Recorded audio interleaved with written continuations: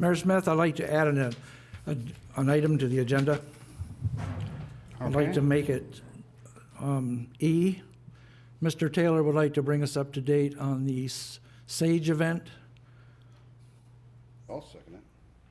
I have a motion by Mayor Pro Tem Zelinski and a second by Councilmember Goodspeed to add the SAGE event update as item E. We'll move other to item F. Is there any discussion? Please take roll. Councilmember Cooper. Yes. Councilmember Beaton. Yes. Mayor Pro Tem Zelinski. Yes. Mayor Smith. Yes. Councilmember Goodspeed. Yes, ma'am. Councilmember Grabowski. Yes. Councilmember Pontiac. Yes. Motion approved. Thank you. Would you please take roll? The same? Count it as roll. That's good. Work session items. We have not 1, 2, 3, 4, 5 items. 4 items. We're going to have discussion on a resolution to support the Paris Climate Agreement. We're going to have a presentation of a proposed economic development service agreement with the Manistee County Chamber of Commerce, discussion of medical marijuana provisioning license, and on the SAGE update. Public comments on work session related items. This is an opportunity for members of the public to comment on work session related items. If you would please limit your comment to 5 minutes. Come forward, identify yourself and your address to speak. If we've got a lot of people that want to speak on the Paris Climate Agreement, I would ask that as opposed to having 20 different people speak, we have several people speak on it in the interest of conserving time. You're certainly welcome to each individually speak. We'll just be here longer. So are there any members of the public that wish to speak to agenda-related items? Yes, please. Up front here. Yes.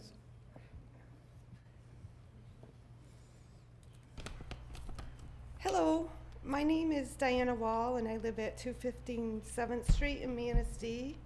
I have been a resident of Manistee for over 30 years and I am the event and program coordinator for the Manistee Chamber of Commerce and have been working there for 25 years. I have 2 children that reside and work in Manistee and 5 grandchildren that attend Manistee schools. The Chamber provides some economic development services during their normal operation. Many times, potential businesses or developers contact the Chamber first when doing research on the area. It has become clear to staff, businesses, and members of the community that a clearly defined, streamlined process needs to be put in place to make it easier for businesses and developers to come to Manistee. When businesses thrive, it benefits everyone. Thank you for considering the economic development proposal for the Manistee Area Chamber of Commerce. Thank you. Other members? Yes, please.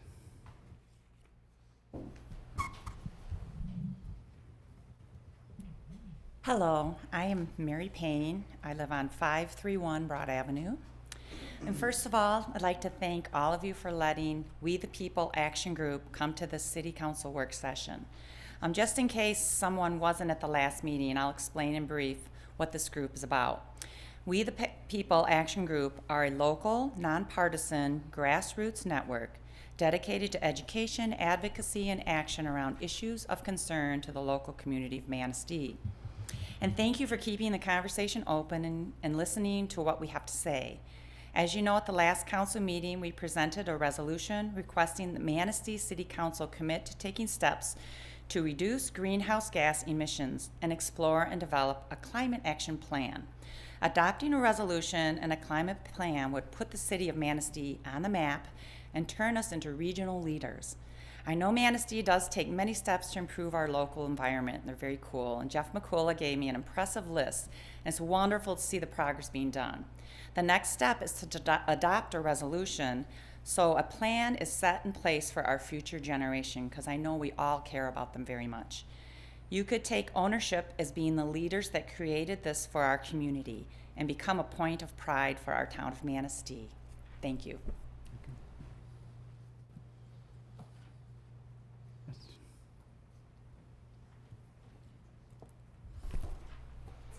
Good evening on this beautiful spring evening. I'm Linda Albee, and I live at 365 Lighthouse Way South. And I thank each of you for giving We the People Action Network an opportunity to speak with you. I'm here tonight to urge our City Council to establish and implement a climate action plan that includes all the stakeholders in our region. Citizens around the area, businesses, nonprofit leaders, neighboring municipal leaders, West Shore Community College, maybe people from Munson Health, Manistee Hospital, the tribe, the county, and others. Manistee has the potential to become a regional leader to address the issue of climate change that is and will continue to affect all of us. I know all of you are concerned about that, but I'm concerned about it as well, but I'm also concerned about the assets that we have in our city and protecting those assets that we currently have from damage from climate issues. We need to develop and implement a plan of action to protect, improve, and build on the assets that make our community unique and draws visitors to our region. If we want a sustainable, green community that will attract young people, businesses, and visitors, it's essential that we continue to protect, improve, and build on the assets that we already have. When people are looking to relocate, vacation, or open a new business, they look to communities that are progressive and green places to live and visit. I could make a long list of all the assets that Manistee has that make it a great place and things that we want to protect and improve. But tonight I'm going to highlight just a few things. As you well know, one of our important assets, at least for me and many other residents, is our beautiful Riverwalk. And I'm concerned about its future, our boat docks and our marina. And we want to protect those things. The recent sage phenomenon in the Manistee River is an example of water damage to our city docks, piers, and possibly damage to our wonderful Riverwalk. I'm thinking we need to be proactive and take steps to shore it up for the future so we can minimize any kind of future damage that might happen to those piers. It can be money well spent. How can we protect those assets? What can we do to have that happen? Spending dollars now to protect those assets may be a wise decision and a prudent use of our dollars. It's sort of like the person that has the leaking roof and he doesn't address it immediately. He doesn't want to spend those dollars right now, and he lets it go too long. And eventually, he's got to replace the whole roof at a lot greater expense. So we want to keep those things in mind. Our region, of course, as you all know, is blessed with unparalleled beauty on the shores of Lake Michigan. And our beaches are just fabulous. And the recent improvement to our beaches with the building of new beach houses has a perfect example of improving our assets. However, we now need to look at how we maintain and improve and protect and make those facilities more energy efficient and protect them from future damage. Let's take the long-term view to improve and protect other assets, our city streets, our roads, our bridges, our sewer system, and other city-owned property. We need to take important to take a proactive approach for the long run. Spending time and money to evaluate all of our city-owned facilities to see how we can make them more energy efficient at each location can pay big dividends in the future. Many or most of our city-owned facilities were built long before 1976, so retrofits and improvements are critical to reaching their goal of more sustainability. Our historic downtown is a huge draw for residents and visitors. I think helping the owners make capital improvements to those structures through grants, loans, maybe partnerships with the city, with the owners, to upgrade, make them more energy efficient, and improve and protect those assets. People love to come and see those. That could be a good physical responsibility and help our economic growth for our region. I know the city is working on or currently doing some of the things that I've mentioned or have been mentioned tonight or in the past, and we always applaud those efforts.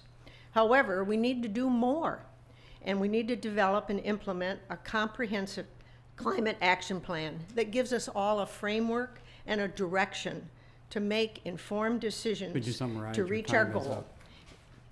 Could you summarize, please? Your time is up. Could you summarize, please? Your time is up. Yes.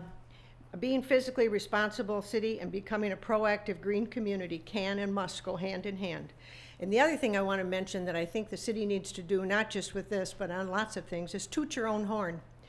Creating a system to educate, communicate with citizens is a very important part of a climate action plan. We need to broadcast the things that you're doing to improve and protect and build a more sustainable community. It takes a multi-planned approach to accomplish this, but via media outlets, and spread the word on all the good things the city is doing. Announce our accomplishments in achieving our goals. It gives a good image to the city. It also inspires and engages and propels others to join our call to action. It will take all of us to make a climate action plan a reality. We call on the City Council to be the spark to develop and implement a climate action plan for our region. Thank you for your time and attention. Thank you.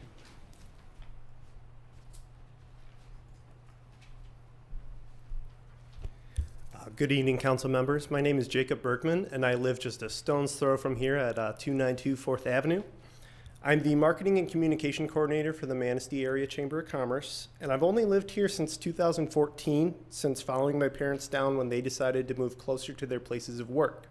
My father works at Amor Sign Studios, and my mother at Jack Pine Business Center. However, I'm not a stranger to Manistee. I'm a graduate of Benzie Central High School and was on the varsity soccer team where we would come down to the high school every season to face Manistee's varsity team in some of the most heated competitions of my sports career. I would stop in with friends to catch the latest films at the Vogue Theater instead of making the hike all the way up to Traverse City. I've been with the Chamber for over 2 years now and have had the pleasure of learning how to organize and execute large community-driven events like the Manistee National Forest Festival, which the Chamber has coordinated for many years, as well as planning ribbon cuttings and grand openings for area businesses that are opening their doors for the first time or expanding to a new location, which in 2017 alone, we held 11 ceremonies for local businesses, which included North Channel Brewing, the Armory Youth Project, and Gloria's Floral Garden, just to name a couple. I believe that the Chamber leadership, our Chamber President, Stacy Beitwerk, and members of the Board of Directors are primed and ready to push forward and cultivate the necessary change and growth for Manistee. They have the connections and the passion to do so, and they wholeheartedly have my support. Manistee has become my home, and I, for one, would like to see it blossom into the thriving Lakeshore city that I believe it to be. Thank you. Thank you.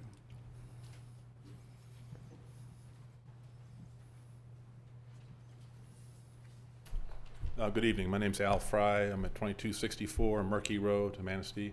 Again, thank you. I'll make this very fast. I think coming in tonight, there's a poster out front that says City of Manistee, and it says our values: universal access for people of all abilities, commitment to community, highest ethical standards, and we would like to add eco-friendly environment. That's really what we're asking, is it just to add to that poster for Manistee. Thank you. Thank you.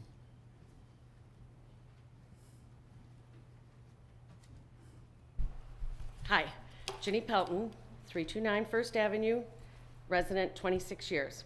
And just a note, I'm not running for office, even though I've been here a lot lately. I would like to say that I totally support We the People. As a realtor who sells houses in the city of Manistee, people are always impressed with our recycling program. So this is just another step forward for us to become greener and invite more young people who want to have a green society around us. I myself rarely throw hardly any garbage out. We're so proud because we recycle so much. So I embrace the We the People active group. I'm also here for the Chamber of Commerce. I have been involved with the Chamber of Commerce for over 10 years as a Chamber board member or as an ambassador. I've seen the Chamber growth impressively in the last 4 years since Stacy came. We've got a lot of activity. We've got some really active board members, ambassadors. We're growing throughout the community, and the county is embracing us. We go out for meetings. Our government affairs group goes out into all the townships so we hear what's going on. Everyone's interested in what's going on with the chamber because the chamber is making a difference. I'd like to invite you all to come as my guest Thursday night, if you can take the night off, to the Douglas Valley, our business after hours. It's a lovely event, and you come as my guest. Just tell them at the door you're my guest and come on in. Anyway, I totally support what's going to happen with economic development, and I even believe that the people who don't support a lot of the things that I come up in front of you and ask for, like money for the Ramsdale, or We the People, or whatever it is, might support this because it's economic growth for our county. So I really ask you to consider deeply the Chamber's request. Thank you very much for your time. Thank you.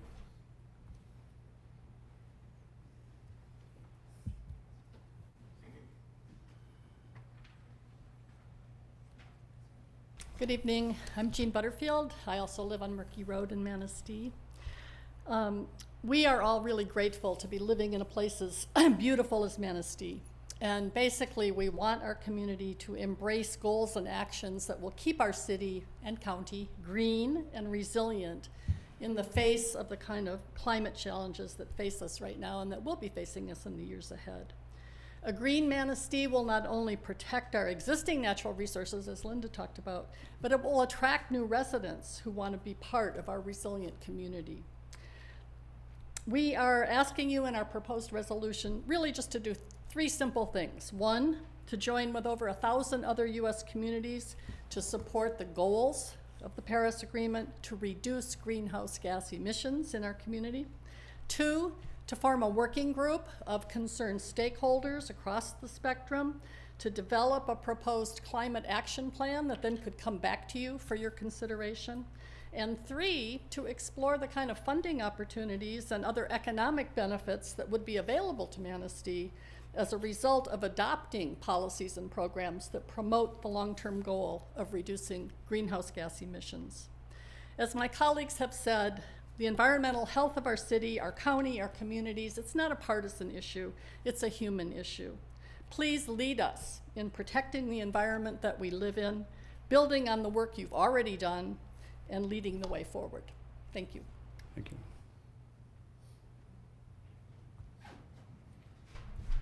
Good evening, Dennis McCarthy, 5061 Crescent Beach Road in Onekama.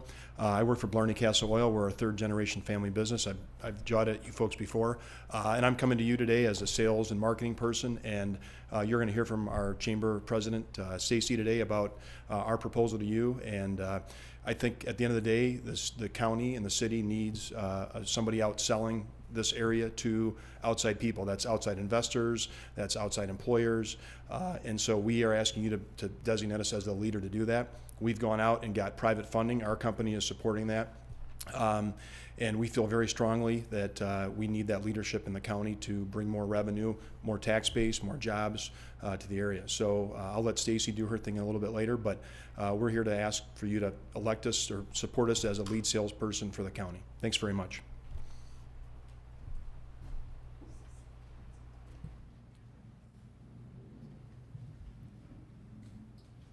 Hello, good evening. Xavier Verna, 11-40 Millark Road, Bear Lake. Normally I wouldn't say these words because I attended University of Michigan, but go green on behalf of We the People. Ed really likes that. And go green for the economic development plan that the Chamber of Commerce is putting forth together, and I'm here to speak on behalf of that and support that greatly. The work that we do at the Ramsdale Regional Center for the Arts is to improve arts and cultural tourism in this community. But we can't solve all the problems, and we can't do the work that the Visitors Center is doing. We can't do the work that the Chamber of Commerce is doing. So the time and investment and energy that they're putting into that, and I just want to echo what Dennis McCarthy just said, bringing more jobs and tax money to this community is important for the community, but it would also really help us to, maintain the road of self-sustainability as well at the Ramsdale. So thank you for considering that project.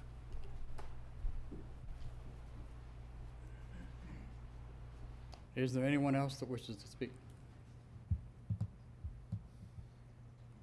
If not, we will move on to item B, discussion of a resolution to support the Paris Climate Agreement. Mr. Taylor? This was presented at a regular session of council, and council asked that we bring it back for a workshop to discuss it. So it's up for council discussion at this point. It has been noted that, by the speakers tonight, that the city does participate in a lot of environmental initiatives. It's been mentioned already tonight about our recycling. We also compost to a large degree. We plant trees. We value our trees to the point that we have a tree commission, and trees aren't just taken down nonchalantly. There's a process that they have to go through. We have a lot of focus through our master plan that identifies environmentally friendly initiatives. Just one as an example, we talk about utilization of stormwater requirements to allow retention and infiltration of stormwater runoff for protection of property and surface waters. We talk about working with the watershed and other environmental land use planning process which impact local water and land resources. So there's a number of things we do. Currently, we plant trees, we go after grants for trees on an annual basis, so there's a lot of initiatives that we already have in place. I guess the question before council is, do we want to do more, and do we want to actually formalize a plan? Well, I still support the agreement, and it doesn't seem like there would be that much more work to do. If we're already doing it, we already have a plan, just to make it a little bit one step further, let's make it official. Just to echo things, I would think we would want eco-friendly community. And I know we don't have to make it, we can make it a human issue, like they say. It doesn't have to be a political thing. Everybody in this community deals with it, so it doesn't matter if you're on one side of the party or the other. If we look past that, I think it would be doable.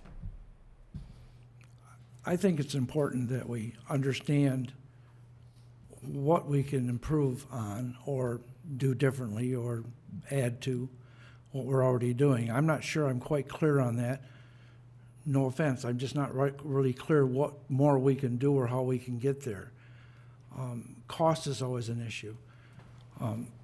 As most of you know, I don't have a life. I spent hours reading the Paris Accord and trying to understand it, and reading a lot of the current literature on the Paris Accord. Through all the efforts of the Paris Accord, our CO level still increased. Our temperature is increasing. There's no accountability. It's in a state of fluctuation right now. It's just, again, I don't have a life. I was just spending lots of time researching it. With that being said, I feel it's important that as a community we come together and we make strides towards doing our part. And maybe that'll catch on, and maybe other people will jump in on board with that also. Now, how we get to that point, I don't know. And cost is a factor here too. We're dealing with a flat budget. We don't have a lot of extra resources. We're at a point where we're being told we maybe have to start picking priorities on our services. So all of those things have to be considered. How we get to that point, I don't know, but do we need to? Is it the right thing to do? Absolutely. I think there's a couple of things that I would like to note. One, we have excerpts from the City of Manistee Master Plan in our zoning and codified ordinances. There's a theme, aesthetics and environment, Goal 5. Promote environmental quality, land, air, and water. Ensure soil erosion protection practices are utilized.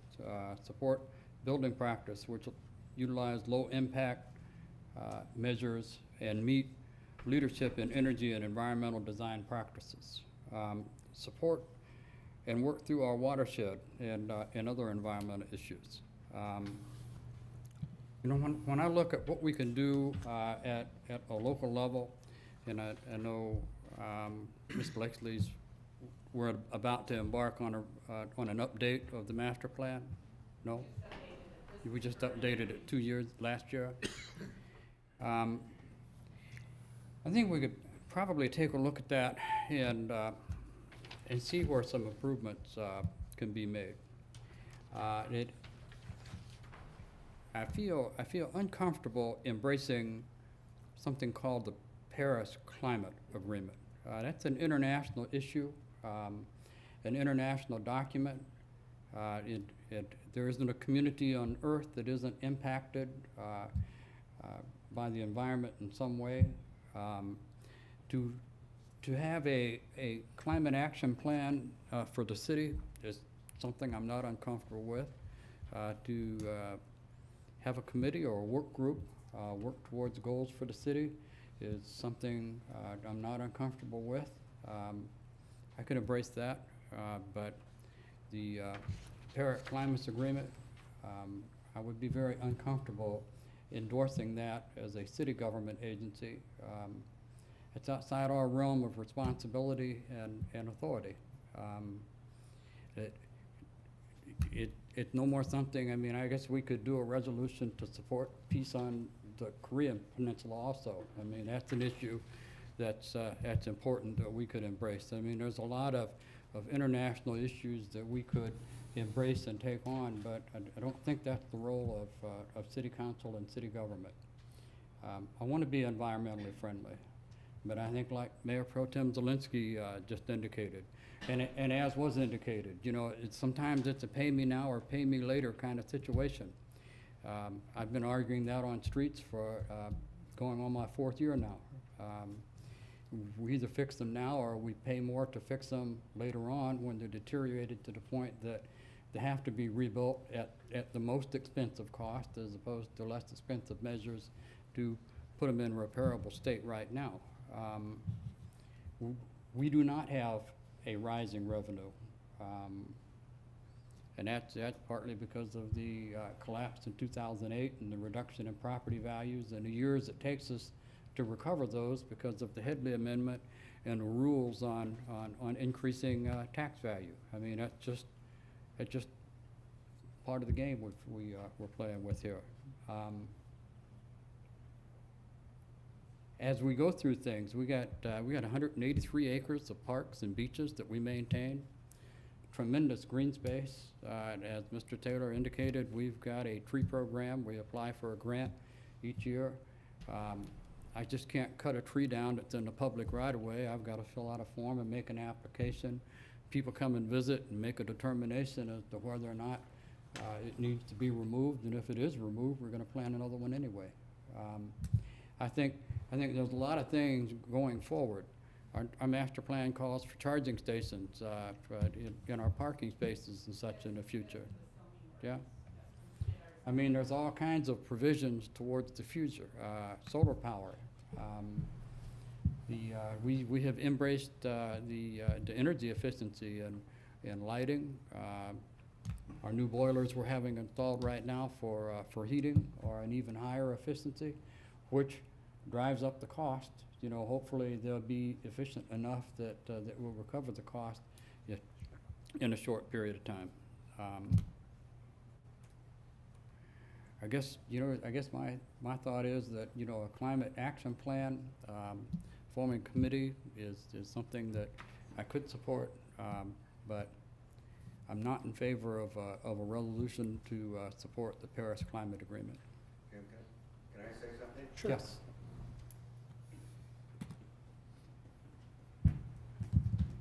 I'm Dick Albee from 365 Lighthouse Way. I think we're kind of misunderstanding what I think our group really would like you to do. Okay. They don't want you to adopt the Paris climate agreement. That's what the. They would agenda like item you says. to embrace the goals of that Paris climate agreement, and I think that's what we're here to ask. We'd also like an environmental action plan, and I think that if you could take stuff out of the master plan that pertain to the environment, you've got a whole load of stuff that you're doing to protect the environment. The problem is when people are coming into town and they're asking realtors, what are we doing, what are you doing for the environment? They're not going to look at the master plan. They'd like to see a climate agreement or something like that that we could publish, let people know what you're doing. I was never so shocked a few years ago when I read in the paper about the overflows going into the Lake Michigan. And I realized after meeting with Jeff, and he gave us a very good meeting, what the city's been doing and the plans they have to fix that. I didn't know that, and I'd lived here for 17 years, but it was a requirement for you to put that in the paper about the overflow, but there was not too much in the paper about what the city is doing. So I think the action plan lays out the fact what we are doing, and there's probably other things that we could be doing, plus lets the community know and gets the community involved in an action plan themselves. Does that make it any clearer? That makes more sense because what was on the agenda in the past and the discussion is to embrace a resolution to support the Paris climate agreement. There's a sample one that's attached to the agenda, and I get what there's, if we wanted to do what you said about making a committee and then have them draft, Okay. not just to copy what they have, it's just to put our goals in as well, is what my understanding was. Council takes action by vote, by resolution, or by ordinance. I'm not sure we could be specific enough to cover everything that someone would be looking for by adopting a resolution. I mean, if we adopt the principles of climate change into our planning and zoning, I get concerned that we're going to do something that we don't understand the cost of, for one thing. What exactly would that be? Or is someone going to have to install solar? Are we going to make requirements for people coming to town that would be cost prohibitive and discourage people from relocating here? There's retrofit. We've got a historic district, so we've got standards that we have to maintain in the historic districts also for the purposes of that place. You know, I'm just. Jim, can I say something? Yeah. My name's Gail Tooley. I'm not a City of Manistee resident. I do have a property in the township and also in Onekama Township. I mean, I'm listening to the discussion, and what we want to do is help you solidify the pro-environmental things from the variety of areas that you already have them in your city planning, but also to help identify simple, easy fixes. One of them is, I ran the water bug for years, so I knew all about the sewage overflow. But, and we have testing of the beach waters, but they are randomized. And we have acres of beaches and many, many public beaches throughout the county that are tested randomly. One simple thing would to have it be an event-driven testing. When there is a sewage overflow, if there is event-driven testing of the beaches, that data comes back. It takes a long time to go through. I'm not interested in beach closures and all that type of thing. But then when you go to get money for your sewage separation plan, you have that data on file that it is affecting your beach quality, if it is. So that's just kind of I mean, you're already doing those things, but just to kind of make an event-driven mandate, one little simple thing, doesn't cost any more money, may help you get more money. That's what we're going for. Mr. McCullough, we do testing after every event, don't we? We do testing after every sanitary sewer overflow. Previously, the state required us to make three separate tests, and we've actually increased that to 5 separate locations. So above the treatment plant, below the treatment plant, Penny Park, Arthur Street Boat Launch, First Street Boat Launch, and any potentially harmful test results would be reported to the health department and the public. In the 25 years that I've been working on these CSOs, we have never had a very high test on that. We also do beach testing. The state of Michigan used to fund the health departments to do beach testing throughout the summer season. We actually do that testing in-house ourselves and provide that data to the health department, and then it gets put on the state's website for that. Thank you. How far up the beaches do you do testing, Jeff? We sample First Street Beach, Fifth Avenue Beach, and then we voluntarily do Man-Made Lake as well for coliform. I think she was just trying to use an example that how it could help, not to make us look into something that's. Your Honor, as long as I'm up here, Thad asked if I would kind of prepare a list, and most of these are stuff that I shared with Mary Payne after the last meeting. But for the public works, this is kind of a culture for us. We're always looking to save money. We're always trying to improve the services, and it's also where we live, so we want to make the best place that we can. And I just jotted these down when I was emailing back and forth with Mary. But on a daily basis, we let people do all kinds of unspeakable things to clean water, and they give it back to us, and we clean that and recycle that and put that safely back into Manistee Lake. That's almost 400 million gallons a year that we do that. On the sewer separation issues and the overflows, this community has spent over $40 million in the past 20 years, and we're about to spend probably another $20 million on the final step to make sure that we can store all those overflows and then treat them before they go into Manistee Lake. It's been an extremely long process. We've been working on it since the late 70s, actually, but we're within a year or two of the end of that. Whenever we replace motors on our water wells, at our treatment plant, we put in variable frequency drives. So that reduces energy consumption.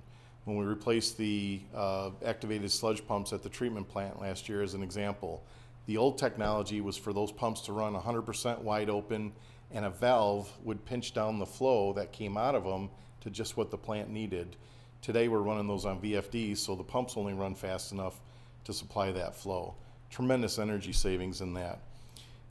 We've changed the type of pumps that we use on all of our 13 pump stations to a flight and impeller. And we actually had the company do a study on 6th Avenue, which was the first one that we did, or switched over, and we had 38% energy savings in that pump alone. All of the concrete and asphalt that gets reconstructed in the city gets recycled and reused for aggregate base elsewhere. All of our scrap metals that we use from cast iron to copper to brass, everything gets recycled. Our fish waste gets recycled. Everything that gets collected down at the fish cleaning station gets reused and reformulated into new materials. Thad mentioned our forestry work, and we're very proud of the trees that we have throughout the community. We've done a lot of active work on the recycling center to try to make that cleaner, safer, and more inviting to the community, and we've seen that the usage of that is up. All of our waste oil, the yard clippings and leaves that everybody comes out of everybody's yards, we collect that stuff every day or every week, and then each year we've got a pretty robust composting operation where we're turning that back into topsoil. We use that on all of our city projects. We've now made that topsoil available to city residents at the recycling center at no cost. And we actually have contractors asking us to purchase it for their use as well.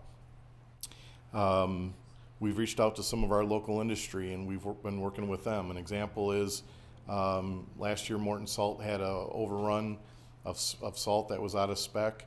They provided it to us. We're using that to make our own brine. Our own brine is used for pre-wetting our salt and sand as we put that down on the streets in the wintertime. In the past 4 years, we've been able to reduce our salt consumption by 50%. It's about $50,000 of savings a year.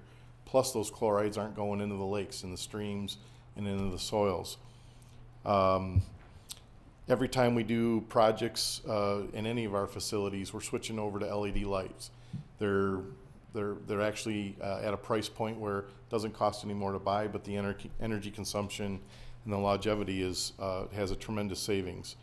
Last year we held a scrap tire event and collected a whole semi-load full of tires in a 4-hour period at no additional cost to the residents, but all that material got taken out of the city and got recycled for other uses. This year, I mentioned last week that we're going to do a paint collection. All of the paint that gets collected gets screened, gets separated, and gets reformulated into new paint. So that'll be another tremendous example. We applied for, our water department applied for, received a grant, and installed a drinking fountain at Manistee High School that refills water bottles, so the kids aren't having to use the plastic bottles, throw them away all the time. If you're ever up in the high school, take a walk over to it. It shows you how many refills have occurred in that, and it's in the tens of thousands. It's amazing. In fact, last year one of the class projects raised money and bought a second one to put in one of the elementary schools. We've done a lot with invasive species and trying to get rid of the invasive species along the roadways, but even the Phragmites and man-made lake and along our river walk to make sure that those aren't creating a detriment. And then the last thing I'd like to mention is that we've participated in the regional resource recovery team, and Manistee's kind of been the hub of that, and it was started locally here. But the whole goal of that is to recognize what everybody else is doing that is environmentally friendly and good for the environment and recycling, but how do we make economic activity out of that? And so we've been working hard on that for about a year. So while I was up here, I thought I'd just run down that list for you. Thank you. Thank you. Well, I think there's a couple of takeaways for me. I'm glad that everybody spoke up. I think Linda Albee was absolutely correct. We don't toot our own horn enough.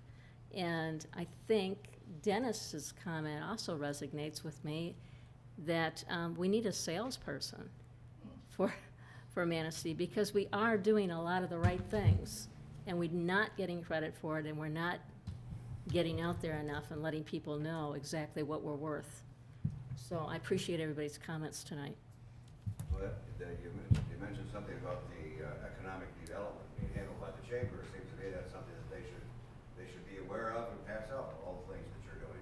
Because all of the things that Jeff said, not very many citizens were aware of all of those things. You are doing a lot of those things. I don't think anybody doubts any of that, but nobody knows about it. Or it's not interesting enough to them. And the more they're willing to participate. I still think we can always improve. And I think we continually need to have those dialogues. Technology changes, things change, the way we do things change. Having that dialogue and looking for those areas that we can improve is important. Now, whether we set up a committee, whether we make it part of our master plan, I don't know. But I think it's important enough that we do continue to work in that direction. We're at this point, let's enlarge that list. Let's keep working. Let's improve that list. I think probably a first good step that I would suggest is staff can work on developing the list. Because I don't think I know we don't have it all in one place. I'm interested in working in areas where There are areas that maybe need to be addressed that we just can't afford. We can address them to our ability, but there are areas that we can, and we need to continually be assessing that and working on that. And I understand, but the point I was making is we just need to establish our baseline of what we're doing now. And that'll serve two purposes: establish a baseline so we know what we need to do above and beyond that. But more importantly, as it's been pointed out, is that we can publicize that and get the message out that this is what we're doing now. I think that's probably a very good start. Let's get going on a plan of what we are already doing. What measures that we are taking. I think the other aspect that I would be interested in, certainly once we get to that point, is possibly adding a committee that would review those plans and help us refine the plan and move forward in other areas that we haven't embraced, that are perhaps cost-effective and attainable. It's one thing to have a plan, but you also need some steps to get there. Well, be realistic. It also goes along with our master plan. Our master plan says we will be the leader in environmental issues. How do we know if we're the leader unless we identify those and continue to work towards that goal? That's a goal. That's a goal of our master plan. But I think there were good points made all around. I truly appreciate the comments that are made, people taking the time to come speak their mind. I don't close the door on anything. I just the way it's written, in a resolution in support of the Paris Climate Agreement. Again, that's something I see as totally foreign to what our job is in City Council. It is our job here to do all that we can to be friendly to the environment and not contribute to climate change, but to make things positive. And I'll always work towards those goals here. I have a question for Mr. Taylor. The first step would be then to identify all of the things we are doing. What would you foresee as a second step in that process?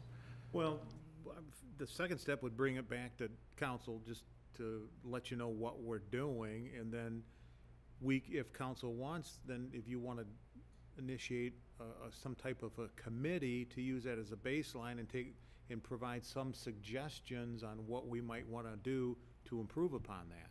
That would be the direction I would head, so. So we'll get that list. It might be a couple of months out, but we'll get that list and put it together and bring it back to council for your review.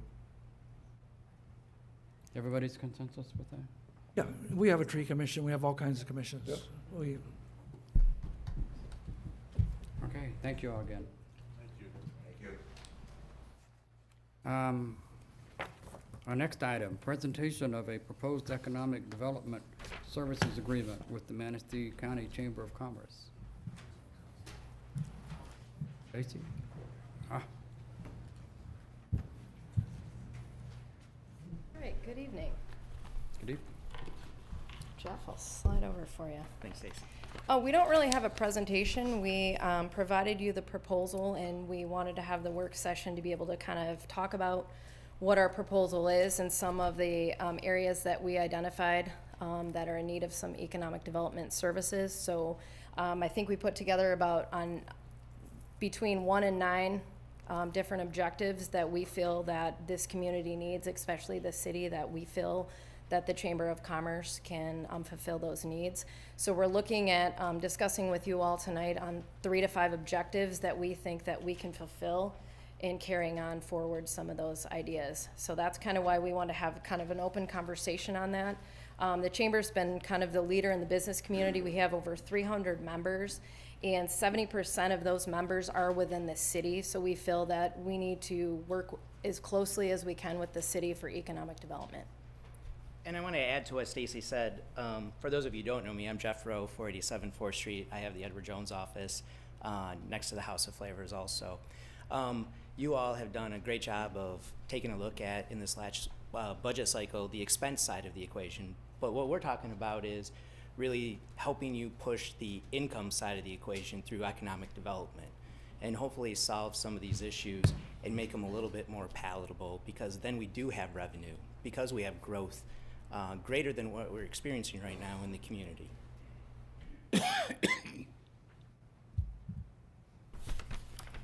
So we do have some key board members here right now. Dennis McCarthy, who spoke earlier, he's our chamber board chair. Sherry Wermeister from PCA, Jeff Rose up here, and then Crystal Young, who's our secretary on the executive committee. She's from West Shore Community College. We all feel strongly that this is something that that we need to bring to your attention, that we can help to facilitate. We can, like Dennis said, be the salespeople for this community, because we want to get in touch with all those new developers and investors that come here and be kind of a one-stop shop to help them get through and navigate through the process of putting a new business in our community, or what's the zoning requirements, all that type of things that are going to make this community a better place to live and work and play. And then we want to keep talent here. And we have large employers that have invested in the Chamber for Economic Development Services, the hospital. We also have the Industrial Development Corporation has signed a 3-year contract with the Chamber. They want to see jobs created here as well. And then we have Filer Credit Union as well, and then Blarney Castle, which is also another large employer in the area. So these are key people that have supported this effort. So we're here tonight to ask your support on this, and then to identify 3 to 5 areas that we've suggested as options that we can fulfill to grow this city. And we're asking for $30,000 to help us, quite candidly, expand our staff so we can better serve the needs of economic development within the city specifically. I know in talking with some of you individually that part of the concern is, how do we make sure what we're doing is going to stay within the city, because a lot of money is moving around throughout the county in general. And so our goal is to identify, as Stacy said, 3 to 5. We'd really like you guys to keep that down to 3, only because we think throughout the year you're going to end up with 1 or 2 other things that are going to pop up that we're going to need to help take the lead on and spearhead. We want to have the capacity in order to do that. We'll benchmark those 3 or 4 items that you all choose. And when we come back, if we've achieved those ahead of schedule, fantastic. We'll layer some more on and keep going. So that's really our ask, is $30,000 commitment, 3 goals that we can all agree on, that we can be held accountable for, and moving forward with continuing to develop the city we all love. Questions? I have a question. The city of Manistee is in the county of Manistee. Yep. And we pay county taxes. Yep. And the county has a contract with AES, Alliance for Economic Success, and we no longer piggy bank on that contract, perhaps for a variety of reasons. What are you going to, we should technically be getting services from the Alliance for Economic Success as part of the county taxpayer. Well, that's something I'll let you go directly to the county and to AES to discuss. That's not what, we're here with a separate proposal, Mayor. I understand your concern. Program. No. Yep, something totally separate. Understand your concern, and I'm not saying it's not necessarily valid. I'm just wondering how many layers of this we want to pay for. That's our question to And you. That's our question to you. Yeah. Do you guys want to commit to $30,000 to the chamber to do this? How does what role does the DDA play? Does DDA play any role in this at all? Yeah, they're a strong partner of ours. I mean, we collaborate very well together with the DDA. We've had several projects that we've worked on, continue to be in negotiation with them on. So, yeah, they're a partner, not a competitor. And we wouldn't want to duplicate services. For example, I know one of the items on here is retention visits. I don't want to speak for Tyler and their board, but I know that one of the goals is that he does retention visits within the DDA district. Well, we don't want to duplicate those services. We'd coordinate with Tyler and that board when necessary, when opportunities arise. But we want to focus outside of that district and let them do their job there. How are you going to bring jobs to Manistee? That's an interesting philosophy. Well, if we receive the $30,000, we'll put one new job because we'll hire an economic development director. So there would be job number one. Okay. Well said. I've seen lots of organizations do that, with funding, hire more people. Well, tell I'm us talking about the overall aspect of things. We've got a lot going on right now. We got, with the opening of Manistee Beverage, we got four shops opening up here in pretty short order. Or we've got the North Channel Brewery, we've got Edgewater, we've got Jocelyn Cove, which is restarted, we've got the Chippewa Cottages. We have Planning Commission just recommended approval of a business down on 10th Street. We've got things working for the ironworks. We've got things working for the industrial park, which will quite literally, as those materialize, generate perhaps 100 to 120 jobs. Correct. And I mean, with that will come an increased need for housing and apartments and other services and such. So all of that's already in the pot boiling. And my question is, what are you going to bring to the mix on top of that? Well, I don't know that we need to. And that's part of what our goal is. If you tell us you want to add more jobs to what's already coming, then great, we can have a conversation about what those priorities look like. But that's the whole point of being in front of you tonight, is to discuss what priorities you all want and how we can help you achieve those. If you're telling us that you want to know what's important from what we're hearing, marketing for sure, right? I mean, there's a perception out there that Manistee isn't alive. Xavier, Ginny, a number of us in the community feel very, very differently about that. But as Dennis said, we don't sell ourselves well. We need to do a better job of communicating what we have to offer. But there's no point person for that right now. And that's what we're offering as one potential item. We need a developer day. You talk about how does the DDA fit in this? We've been talking for a long time about that. And we're working on trying to bring that together in conjunction with the DDA to focus not only on the downtown district, but the city as a whole. I think that's a key concept. You got to let developers know, as tying back into the marketing, what's going on in this community. And then I think making sure that we can solve the housing problem. Because if we really do have 100+ jobs coming, it's not about bringing more jobs right now. It's about making sure we keep those people in Manistee, to go back to the economic issue, so you all have more revenue to deal with in the future, so you don't have to have 12 hours worth of budget discussions.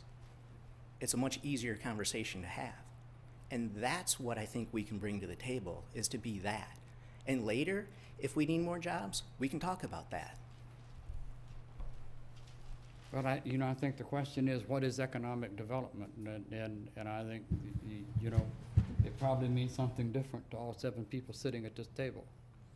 And I would think the first step we need to take is come to a consensus on what our concept and idea is in economic development from a council perspective.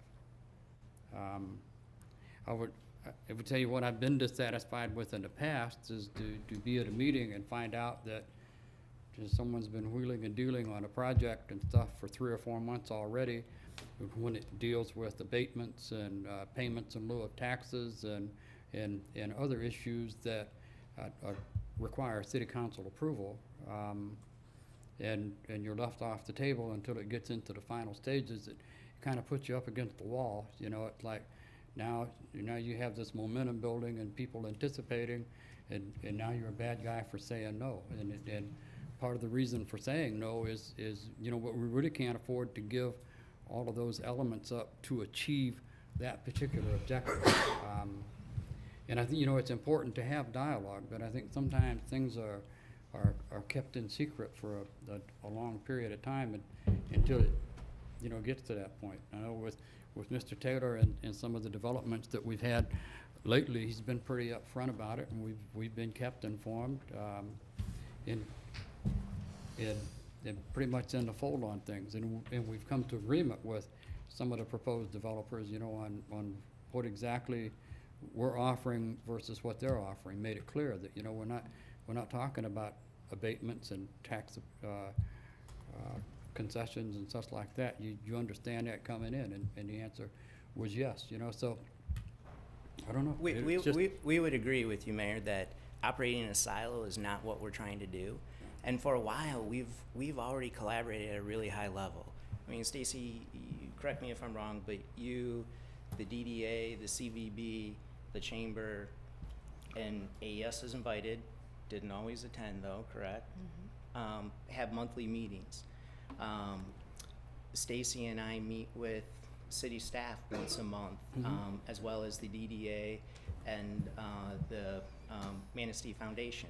So we're really trying to make sure that we're communicating at a high level already. What we're really asking for is the resources to do it right, Mayor, because we're kind of limping along right now, quite candidly, and we need to grow. So if you're asking what experience do we have, we're there, but we need some help. And we think we have the board, we have the direction, and we have the passion to help get it done. And we'll be accountable. We'll be back at least on a quarterly basis to report. We'll keep you all informed. Is this, for a chamber in general, for chambers in other areas, is this groundbreaking? Do you have?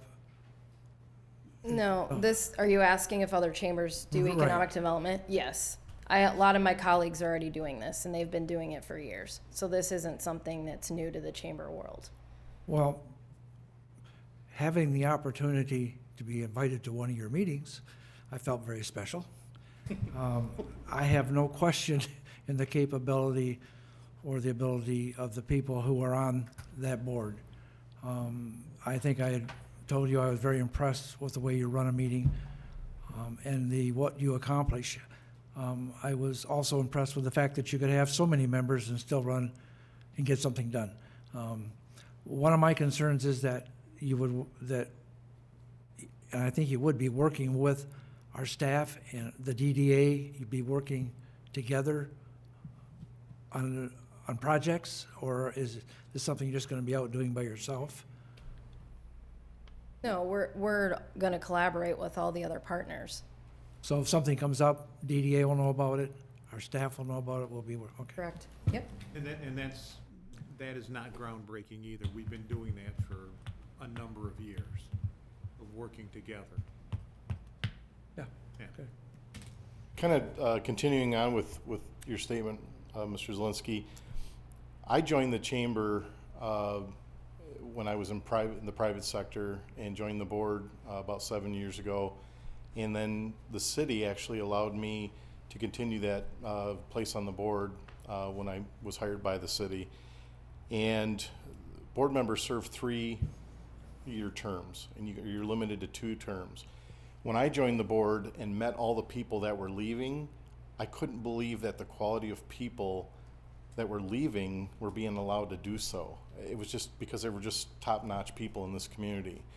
But what I've found out and what I've learned over the past 7 years is that we have a lot of quality people in this community, and they keep coming back and they keep cycling through.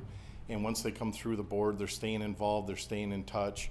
And when I termed out on this, the city kind of made me the, what do you call it? I know it's non-voting, but the ex officio board member. It just means I don't get to vote. But the city has a say on that board every month. And the thing that has been impressive to me is how the depth and the stability of the chamber has grown and improved over the past 7 years. And like you just asked Stacy about, are other people doing this? This didn't just happen as a desire from the chamber board. It was several months of discussions on what's really happened with economic development. We heard the county questioning contracts, we heard the city council questioning contracts, and the discussion at the board level became, boy, we're doing a lot of this stuff anyway. We're really growing into this. We're finding that this is increasingly important, and all of our memberships support that. So we started looking at, if there's a void, how can we fill that? And I think this is a great opportunity, frankly. I just have a question for Stacy and Jeff. If you could pick 3 things, you could tell me three of these goals that you feel you could accomplish and make some real headway in, what would they be? What would those 3 be? 3 on the 9 that we provided. On the, Sure. Whatever, it doesn't even have to be on the list. What are the 3 things that you feel you could really make some headway and accomplish? well, I think honestly, hosting a developer day is going to be key because that goes back to selling the community. Crystal and I, who is back there, Crystal, we're actually driving up to Grayling tomorrow because the MEDC is working with Grayling to host a developer day. So we've asked if we could attend that to see how we can bring that to our community to get people excited to invest in this. So that would be one of the things that I would choose that I think would be beneficial to this community.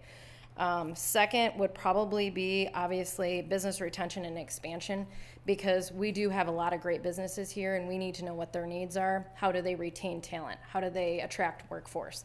And that's a huge component that we need to, with 3 of the top 5 largest employers that currently sit on our board right now, we're hearing that from them. You know, they have job openings. How are they getting people here? Housing's an issue. Childcare is an issue. So legislatively, I'm working on that with the Northern Michigan Chamber Alliance. But locally, how do we do that organically and get that moving?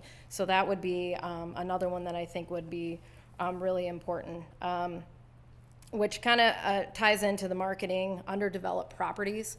Because if we have a developer day, we can try to bring development into those properties, which will increase tax base, bring more people to this community, buying homes, dining, shopping, everything, to build a vibrant community that I think that we all want. I mean, that's why we live here. We live in a beautiful place, but we need to support the business community that is currently here and attract others to want to live here. So one of the questions that's going to be asked me is, at the end of, say, a year, what did you do? How are you able to measure the success? Are you able to? We've, within our proposal, we had accountability. So there'll be monthly reports to the city manager. We're gonna come in front of you quarterly and provide, hey, if we do the business retention, if that's one of the goals, how many retention visits did we do? We will provide that to you. If we worked with the Small Business Development Center, how many referrals did we make to them? So that you will have that data and that information, and then we'll have an annual report for you, and we'll come and we'll present that. So you'll have anything, and then we have an open door policy. So if you need to chat with me on something, we're there, because again, we want to make your job easier and we want to grow the city. Are you talking businesses inside the city or outside the city? Inside the Well, development for this district or proposal is outside? inside the city. Tyler, how does that overlap or complement or interact with the DDA? Do you do business retention visits? In the downtown district, Yeah. I would expect that, I haven't seen the proposal, but I would assume they would be meeting with businesses outside the DDA, large manufacturers, and seeing how they can expand. And 80% of new jobs are created from existing businesses. Would your members be able to voice their concerns if you are going one way and they don't agree with this way? Will that have any say? And Yeah, they're a chamber member, so at any point they can email me, call me, text me, Facebook message, whatever. Absolutely. I mean, that's, as being a member of our organization, they do have the opportunity to do that. But a lot of what we're hearing is they want this community to grow. I mean, they need it to be successful business owners. We see that as a strength, our ability to leverage the private sector and be able to communicate timely and get their feedback on certain developments, so we don't end up with egg on our face when we become very public with certain things. So we see that as a real opportunity and strength. well, my example would be like if they didn't want the provisioning centers, would you just veto it and say, nope, okay, we're not gonna go that way because your members said no, but the community said yes? So, interesting. I'm not sure, Councilmember Pontiac, how we would be, kind of involved in that. I mean, if you're saying, hey, one of our objectives is to help provisioning centers establish themselves, then certainly we'd work with council if that's an objective set. Even if your members weren't for it? So the short answer is, at this point, we believe the answer is yes to that question, because we have a duty and responsibility to fulfill the contract that we have with council. I would think one of the first things we need to do is boil the suggested objectives down to what the council wants to focus on. I'm not of a mindset to say, yeah, I'm ready to throw an agreement with the Chamber of Commerce on the next agenda and sign an agreement when I don't know what I'm agreeing to. That's the Agreeing first to step. But Mayor, I mean, I don't know how much more discussion we need to have unless you're saying you all need to have discussion, because we're asking for $30,000 to hire additional staff and identify 3 agenda item or 3 priorities that we can be held accountable for.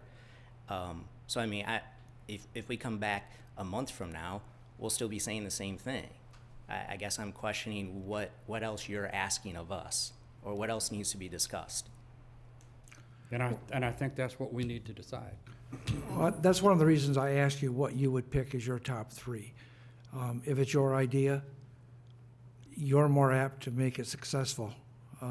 You have some idea what you can succeed at. Well, actually, all 9 were our some suggested ideas, so we'd like to make them all successful, but with limited staff, we want to focus on primary 3 to 5, so we know that we're successful and can complete those. And that's I don't want what to interrupt, but I want to piggyback on what Jeff and Stacy were discussing. So, I just recently moved here last July. I work at the hospital. So I've been here. I started August 1st, and I came out here November prior to starting, and I had several contracts outside of Michigan, within Michigan, and one major factor that prevented, well, it was kind of a roadblock, I would say, was real estate. It took my wife and I almost 9 months to acquire a home here, and we're both Michiganders. I trained at University of Iowa, lived in Chicago for almost 8 years, and a roadblock was housing. You could find rentals, and I mean, moving in the middle of July, I was paying rental fees that, the property owners were charging, they're triple. Mm-hmm. And then we had a baby on the way, and I wasn't going to move and pick up after 6 months to relocate. So that was one thing that was preventing me from signing my contract here. Although we wanted to move here, I didn't want to stay in Chicago. I didn't want to stay in Iowa City. I could have went anywhere, but I chose Manistee, Michigan, and I've disclosed this story in the past. People looked at me like I was crazy moving to Manistee. People didn't know what Manistee was. Now that I've had friends come and visit me, they're like, "Wow, this is a great area. You're right on the lake. I mean, there's there's tons of real estate. Meaning, you go hiking, there's waterfront." There's endless opportunities, but there's also roadblocks that prevent people from coming here. Another example is recruitment and retention, and I disclosed this, 2 or 3 weeks ago. I started August 1st, and I've been here, since today. Okay, what I've seen at the hospital is that we have temporary nursing staff, techs that work in the OR. They're there for 13 weeks and they leave. Why can't we recruit and retain those employees? What are we doing wrong? And one of it's real estate. There's no housing here. There's no new development. Okay, so how are you going to attract? I don't want to say young talent, because I'm not, I don't want to point out any, but talent in general. When those people that retire from PCA, Munson, all these other Morton Salt, who's going to fill those voids in those seats? You need to understand that. So if we stretch that dollar out, and kind of, think about the near future, it can make our community flourish. Okay, so I came here for a reason, to change the community. Am I going to do it overnight? No, but do we try to at least make a change or an attempt? Yes. The goal is, I will say it, recruitment and retention. I see it at the hospital. There's high turnover, but why? Do people not want to reside here because we have lack of resources? But there's potential to change.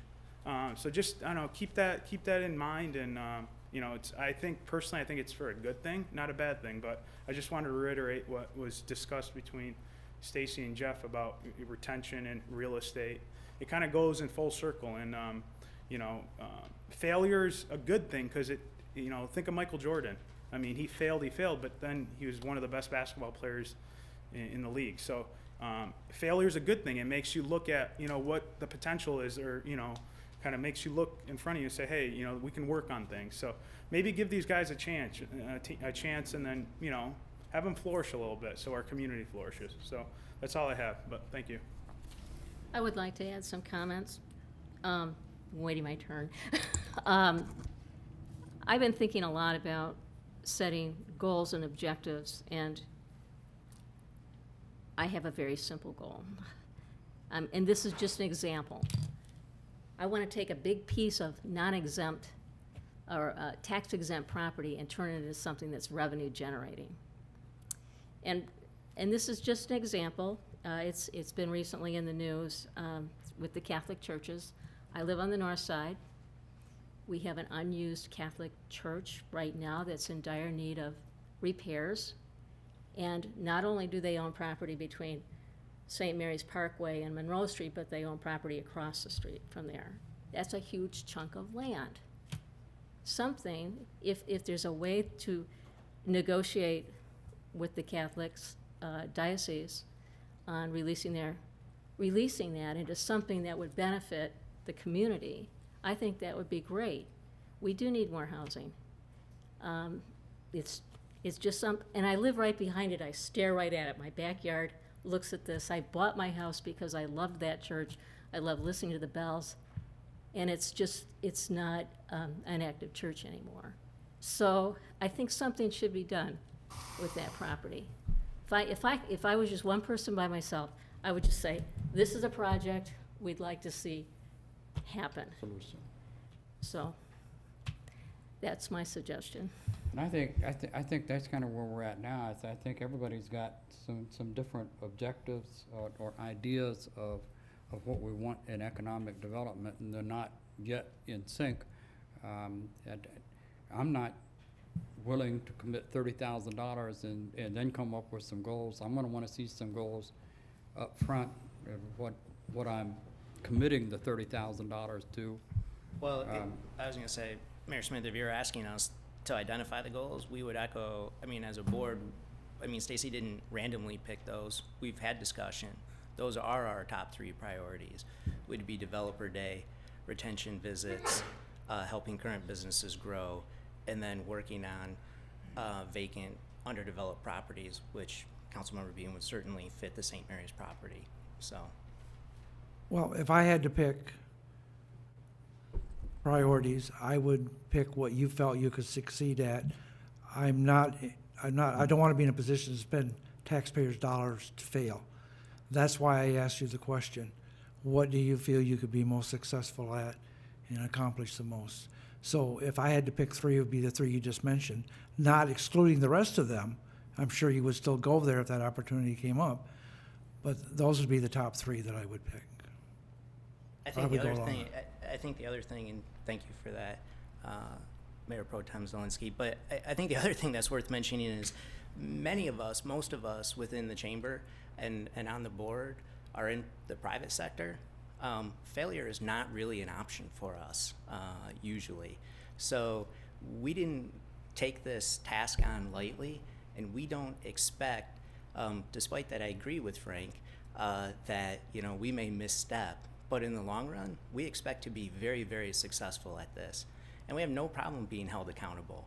I think most all of us are held accountable every day in our jobs, to our employers and or to our employees, depending upon our position. So I don't think what you're asking is anything new of any of us. Mr. Taylor, do we have a lot scheduled for the June 12th workshop? I don't recall how much we have. Is there some, did you want to bring this back again at a workshop? Or I would like the council to decide what 3 objectives they would like to work on, what our goal is for economic development. Before we put this back on the agenda, I'd like to have it on the agenda for a purpose. Well, I was going to say, could we?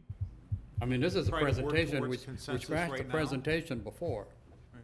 I know, but I was just wondering, could we try to work towards consensus tonight on those 3 areas? Could you give me the top 3 again, please, Stacy? I suggested hosting a developer day, business retention and expansion, and then identify and market underdeveloped properties. Okay. And how do you measure success with that? With any one of those?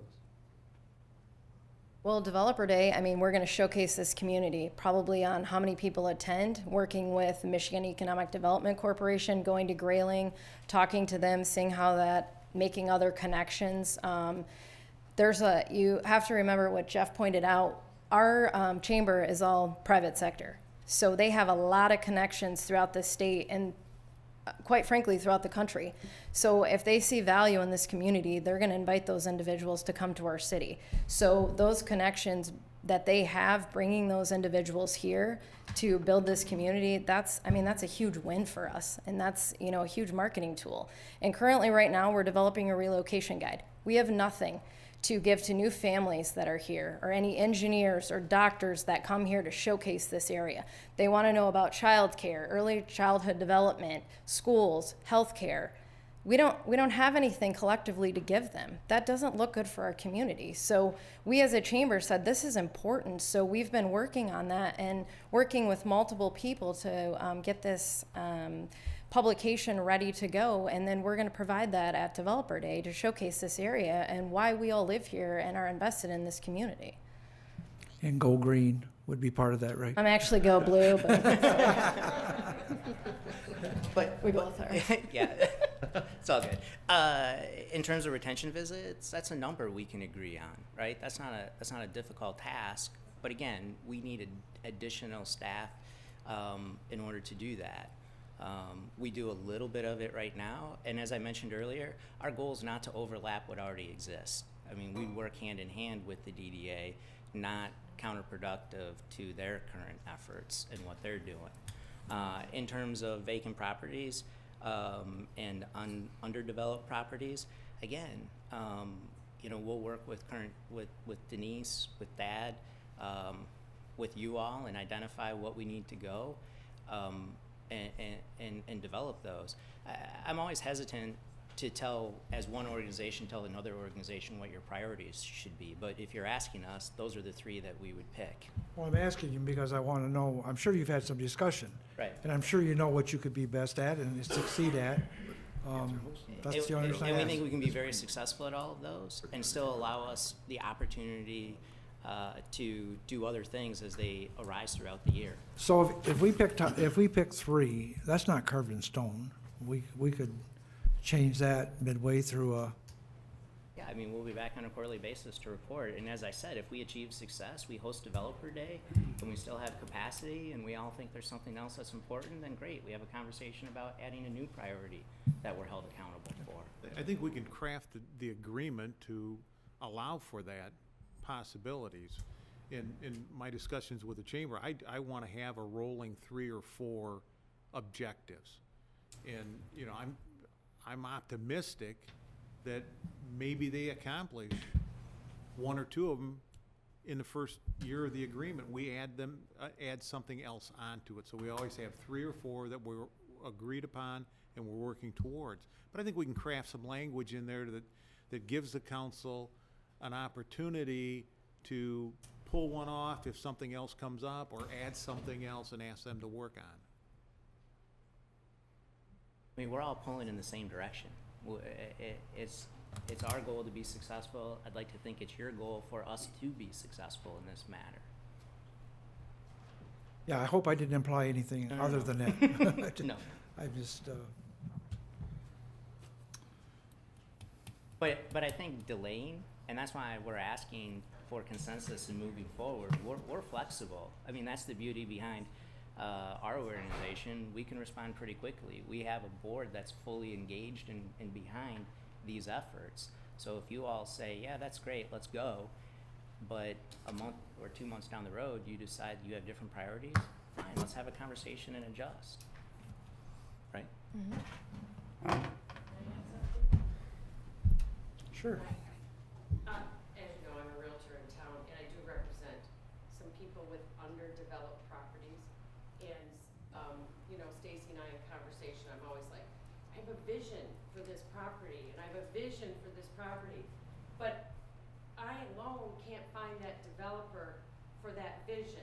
You know what I mean? I need someone to to be out there working for me and for all of us you know, I think pitchers would love it if we had someone out there working, and my guy over on Ramsdale Road would love it if we brought in someone who built townhouses out there or anything. So we need that little missing link. And to me, I think if I took a vote of the people I represent in real estate, they'd say, spend the money and bring them to us, you know? And I like the idea of that developer thing, so get them here and have them see what all we have, all the assets we have, all the great stuff going on. Maybe they've overlooked us because, you know, we are not directly on a major highway, and so we always say in real estate, I think, Linda, you say this too, we are a place that you gotta work to get to. You know, we're not on a major highway, you gotta wanna really get here. So we need to kind of go out and welcome into our community. So again, totally support with the Chamber's ideas. Stacy, just a quick question. I think when I was at that meeting, there were some people there talking about finances and how to help people. It's the Small Business Development Center. It was Joni Krolchak. Okay, can you kind of elaborate a little bit? How would they play a role in some of this? Yeah, they're partners of our chamber. So if there's needs that current businesses have or they need help with a business plan, we can refer them to them because they're the experts in those areas. So we're not coming to you saying that we can take on and handle everything, but we have connections with a lot of people and have the resources to connect those businesses or developers, and the SBDC would be one of those links that we would keep close to us that we can provide. No. I honestly did that with a current business in the city limits the other day. They want to grow, they want to expand, there's some things that were going on, so I contacted my contact, and then, you know, they have to keep that confidential, which you were at the meeting, they said that, but I gave her the information, and then she'll work with that client. Now, is there a charge to the person that you're counseling? No, it's free of charge. I just wanted to bring that out because I thought I heard that was all free. Free of charge. Mhm. Yep. So, coming from a different standpoint, my main job is Great Start Collaborative, and I'm the parent liaison, and I'm working with Stacy with the relocation guide, and I represent a lot of families, families that need daycare, childcare. That has been a big struggle.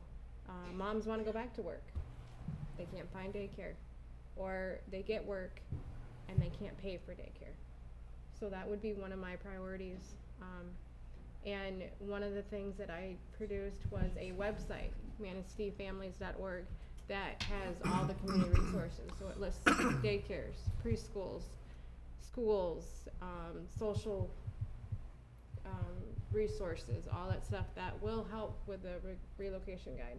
But the biggest challenges to the families here are daycare and where to find it. So that would be something that would be a priority is, yeah, you get the people here, but then they can't work because they can't find providers. And I mean, almost everyone in this room has families and can relate to that. And I was just on a conference call for 3 hours today with the Northern Michigan Chamber Alliance with about 9 other chamber presidents in Northern Michigan. That is an issue that we have 3 pages coming from daycares and providers across the Northern Michigan region that we are going to take to legislators because they need to hear that, because that to attract that workforce, we have to have adequate daycare, and we have to look at some of those things that make it hard for people to open up a daycare or some of the restrictions that they have. So we are looking at that on the legislative side. So does everybody want to work through coming up with 3 objectives tonight? Do you want to do it at a future date? I need to hear from some members on what you want to do. I've already picked my 3. They've already picked one. I picked one. Pick one. I mean, I agree with the What- properties. Okay, what have people picked, though? I mean, have we picked different objectives, or?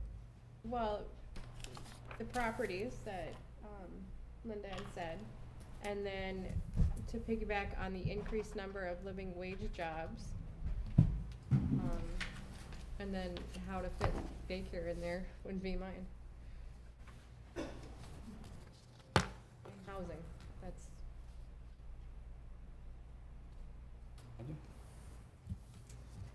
What's your three? Well, I picked the three. The three I picked was what Stacy thought that she would be most successful at to start with. Does that mean that daycare could be excluded?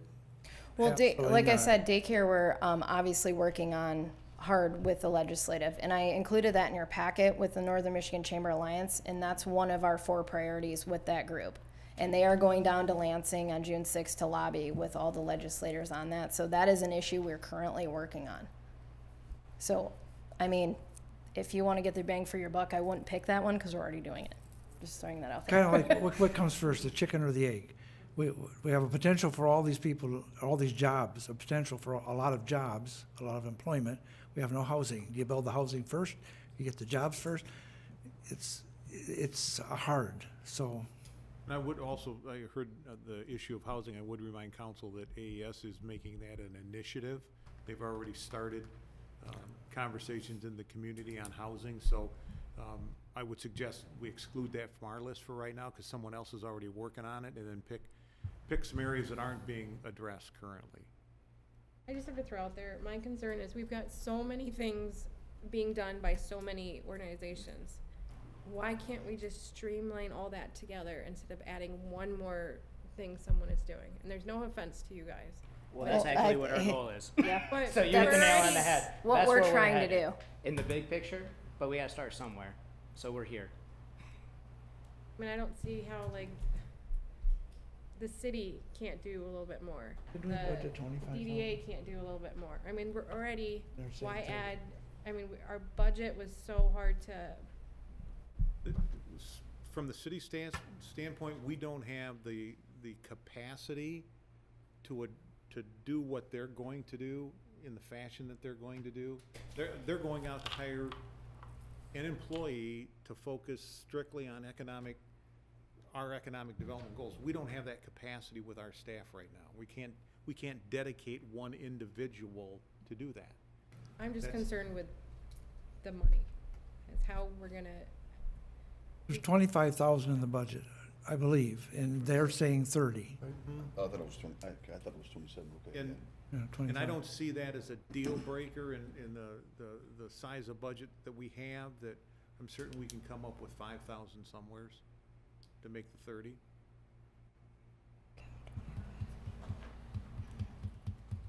but if you wanna go back to voting, that's okay. I just had to throw that out. Sorry. Well, for me, it's, and I know we've had some experiences in the past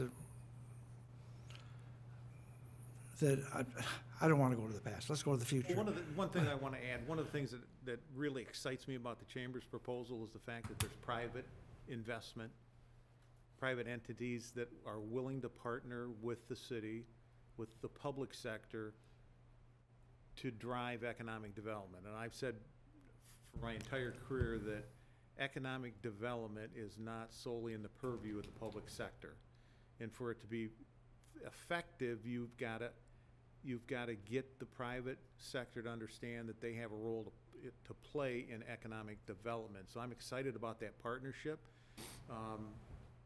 They've got a number of private sector individuals and businesses that are committed. I'm certain that they can get more. In my discussions with Jeff and Stacy, we talked about the possibilities moving forward and building on this to be extremely successful. And Linda, to your topic, that's one of the things I told Stacy, I believe it was Stacy recently. I said, You did. if you guys get it, guess what? The first place you're going is Gaylord. Thank you. And then the second one is I'm gonna wanna have them reach out to Sands Corporation and see if we can get them to move off of that 15 or so acres. So we already had those discussions about where, at least I see this going. Well, from my perspective, we do nothing, we get nothing. So you have to do something. That's it. I'd just like to add one thing that I understand the desire to have some more discussion. and make sure we flesh this out correctly, we're willing to continue to do that with you. But from our point of view is, we're already behind the 8 ball on economic development and what people are asking, and we're trying to do it. We are working on taking that lead position. We want to craft that in a much better fashion and really showcase all that we have to offer and do that in the best way possible. We have limited staff. We can't attack everything, but with additional revenue combined with the private sector money that we've already received, we can do that. And so if we delay this to another work session without consensus and without putting it on the council agenda for an actual vote, we're probably into late June or early July before we have a firm direction. And from our point of view, we're not hiring somebody until, I mean, we're months, right? Just once you say yes, it doesn't, we'd like to say we can move that quick, but there's still a process we have to go through to make sure we've got the best people in place. At this point, there hasn't been a contract drawn up, is that correct? No, we haven't gone that far. What I can do is if we can get some consensus from council, I can work with the city attorney on drafting an agreement and putting in 3 or 4 objectives that we can get consensus on and bring it back to council for final approval. Most of our, I'd like, I'm not gonna say it.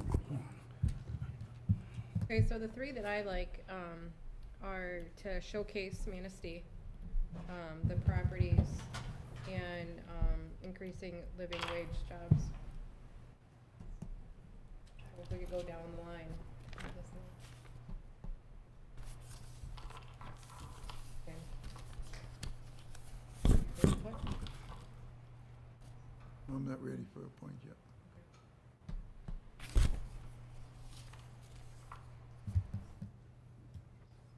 I'd like to see the city draft something. I mean, that's just my suggestion. We've got to start somewhere. Let's at least take a look at a draft of a contract with the objectives that you've heard woven in. a lot of our contracts that we have a termination clause or a clause in it that allows either party to, is that pretty much standard through all our contracts? Yeah, it is. What I'm envisioning is a 3-year agreement. Either party could, elect to terminate with advance notice, certain amount of advance notice. That's pretty standard. Okay. And then I can bring back an agreement with 3 or 4 objectives that I've heard here tonight, present it to council and see how you feel about it. Sounds good. Okay. I'll see how quickly I can get it turned around. Thank you. Thank you very much. Thank you. Our next item, discussion on medical marijuana provisioning license.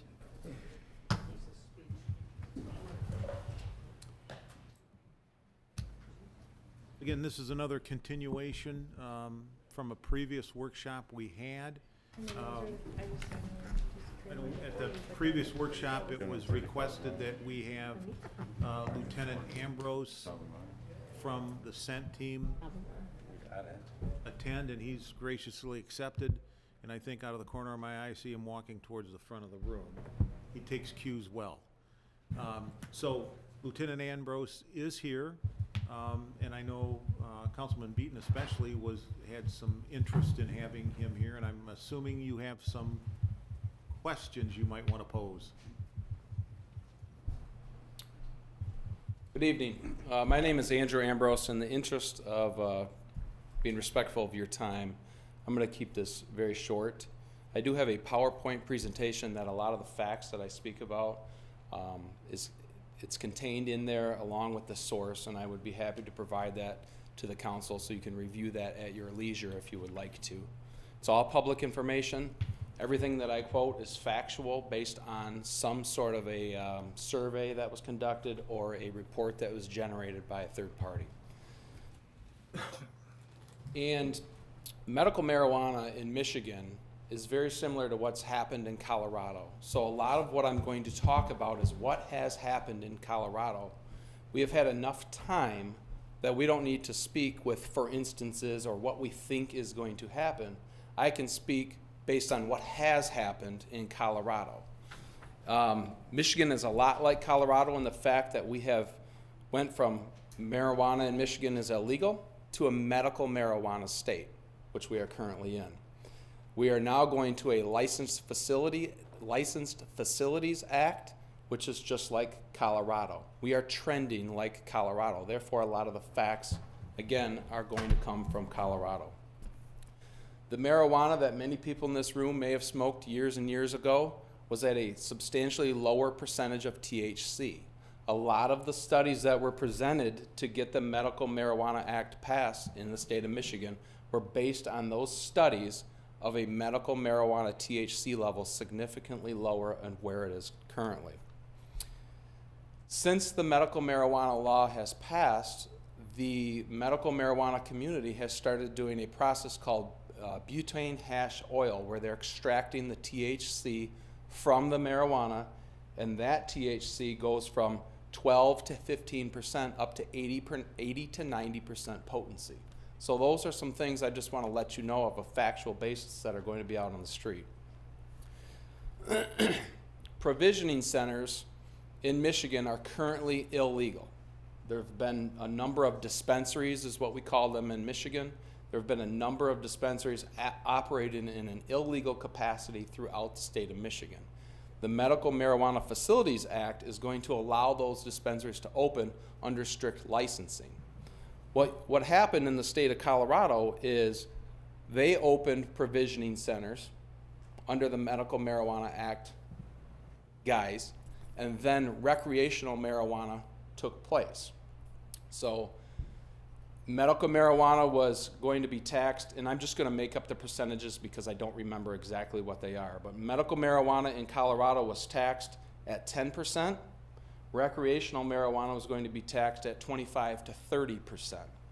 So what happened is they get their foot in the door under the medical marijuana, saying to their communities, it's going to be a revenue generator. We're going to generate monies for this community. So it's taxed at this lower percentage. Years go by, recreational marijuana passes. It passes because, again, they lock onto the dollar and the revenues, and they say, we're going to tax it at 25 to 30%. So these communities see dollar signs. Then what happens is the people in Colorado get smart and go, well, wait a minute. I can buy medical marijuana and get I can buy recreational marijuana at this percentage, 25 to 30%. Again, I'm just making these numbers up because I don't remember exactly what they are. Or I can go and get my medical marijuana card and get taxed at 10%. So these perceived revenues that these communities want were significantly lower than they thought they would be.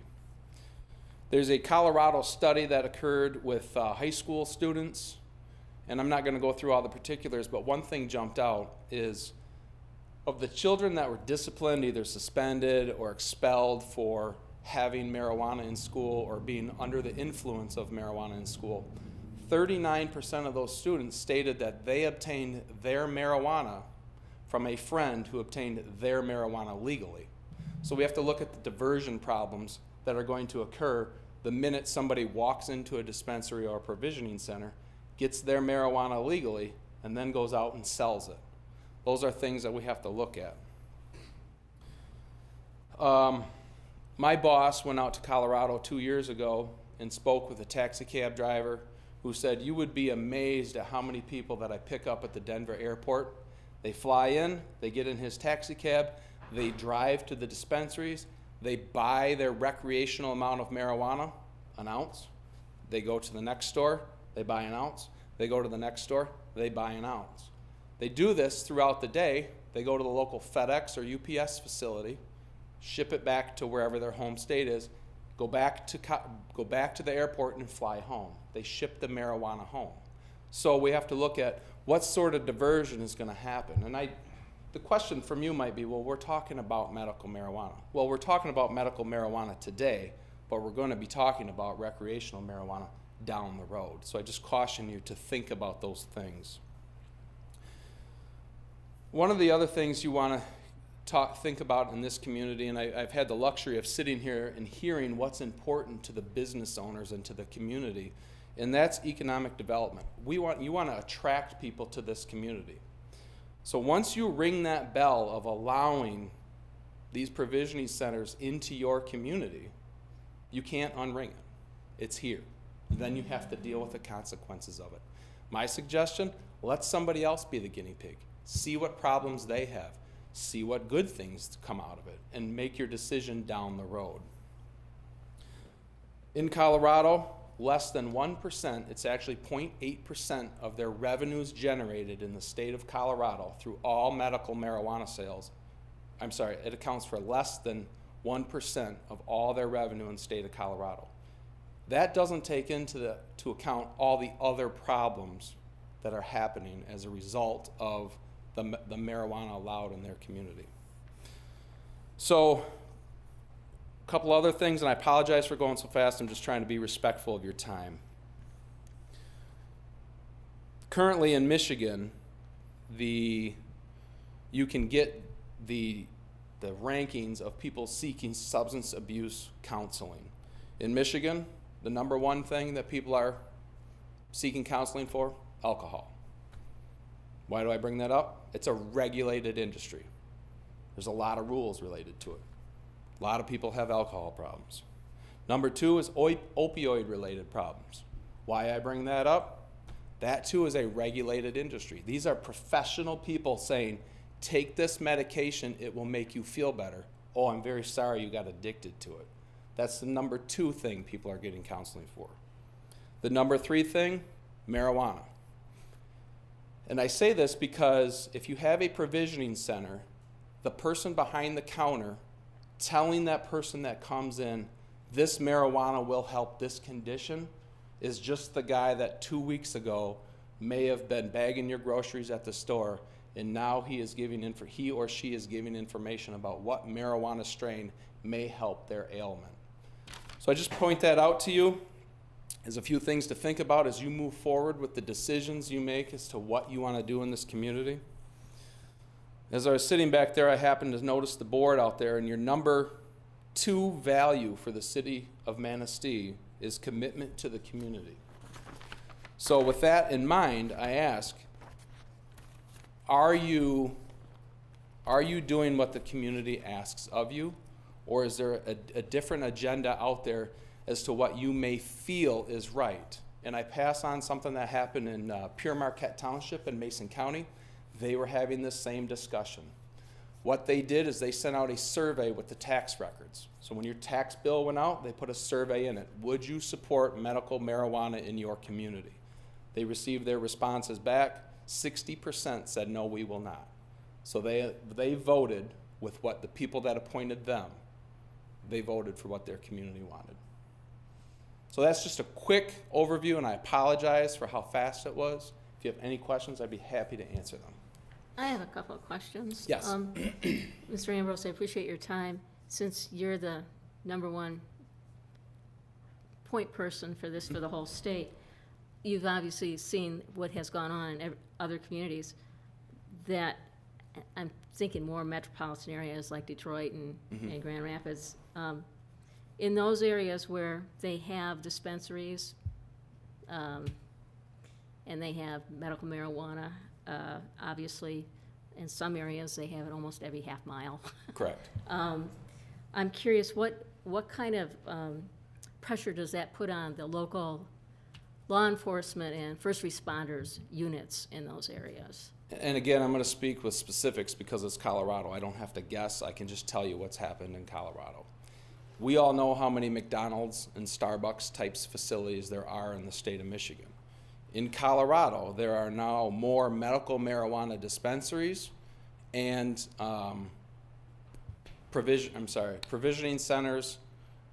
There's another word they use. There are more of those, substantially more than there are McDonald's and Starbucks combined in the state of Colorado.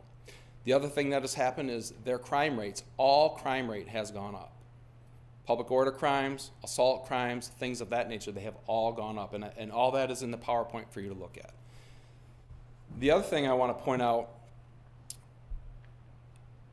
is the diversion that accompanies this.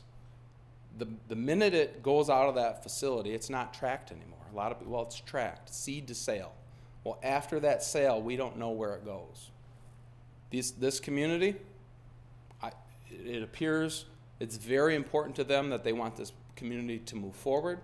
The question before you is, who do you want to attract to this community? Denver, Colorado, beautiful area. Has anyone been to Denver? They're familiar with it. It has a ton to offer. In this study that I quote, very large businesses, Radisson Corporation, Hyatt, those things, they used to have their annual conferences in Colorado, in Denver. They now say, we don't want to come there anymore. And it breaks down why. And over 50%, it's about 56 or 58% of the reasons given is the amount of drug use and vagrancy going on in Denver, Colorado, because of the marijuana issues. I have a question about tracking. Yes. You said at the point of sale? Yes. Do we not do the same with alcohol?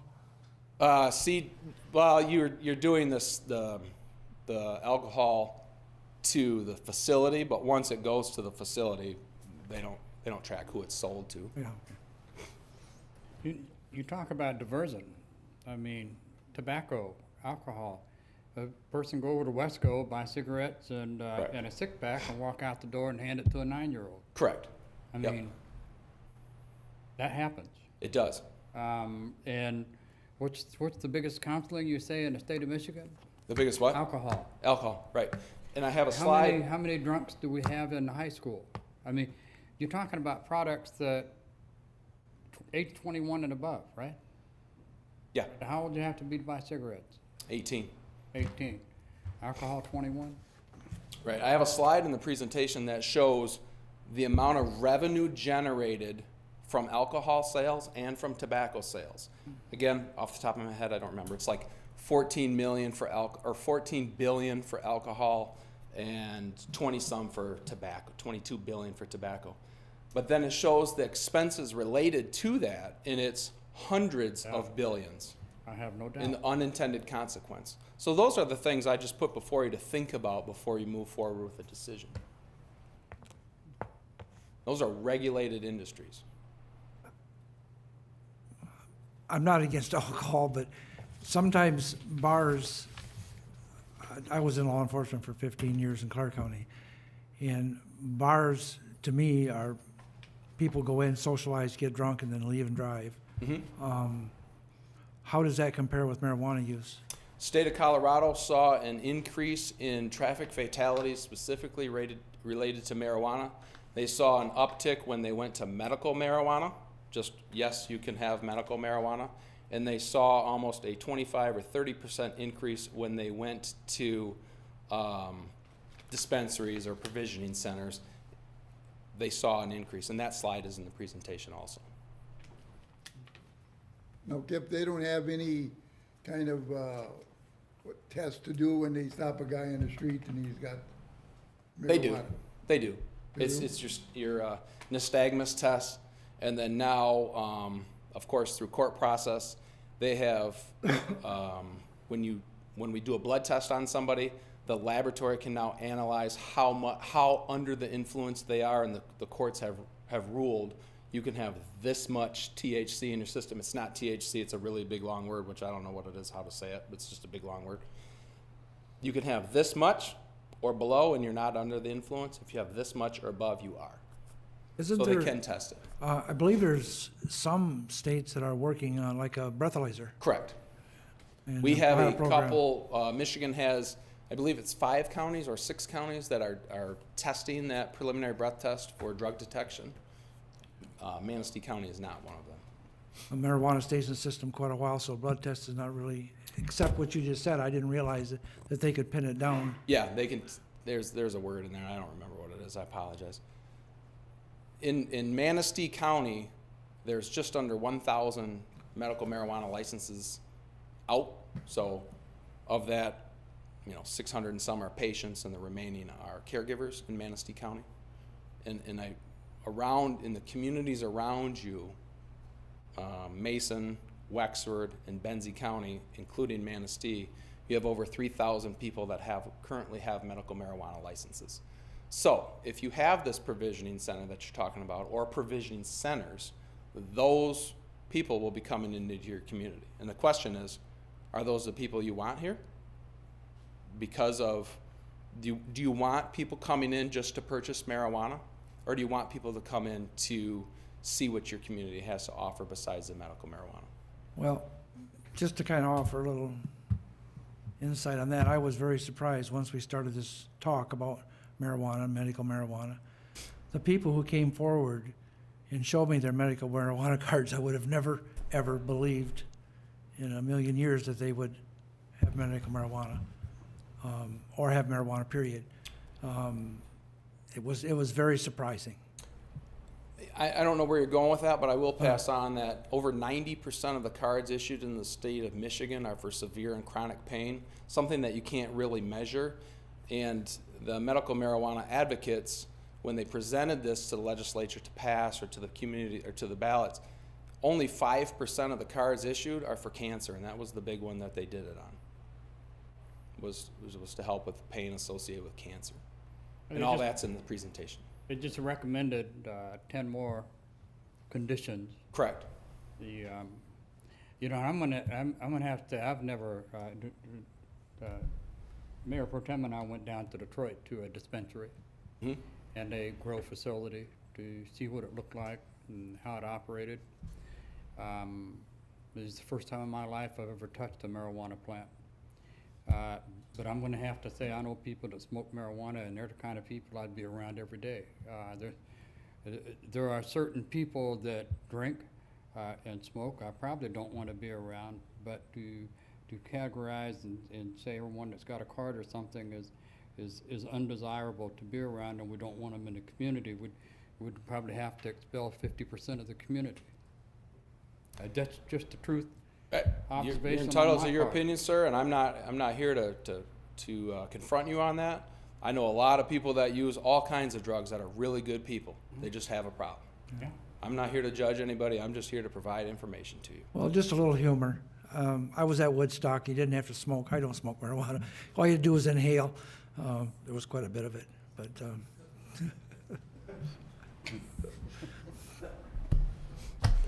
Okay, any other questions? I appreciate your time. Yep. If you like the PowerPoint, I can get it to Mr. Taylor if that's something you think you want. If not, don't worry about it. Okay. Give the PowerPoint Yep, to Mr. Taylor. I would like to have it. Thank you, Lieutenant. I know.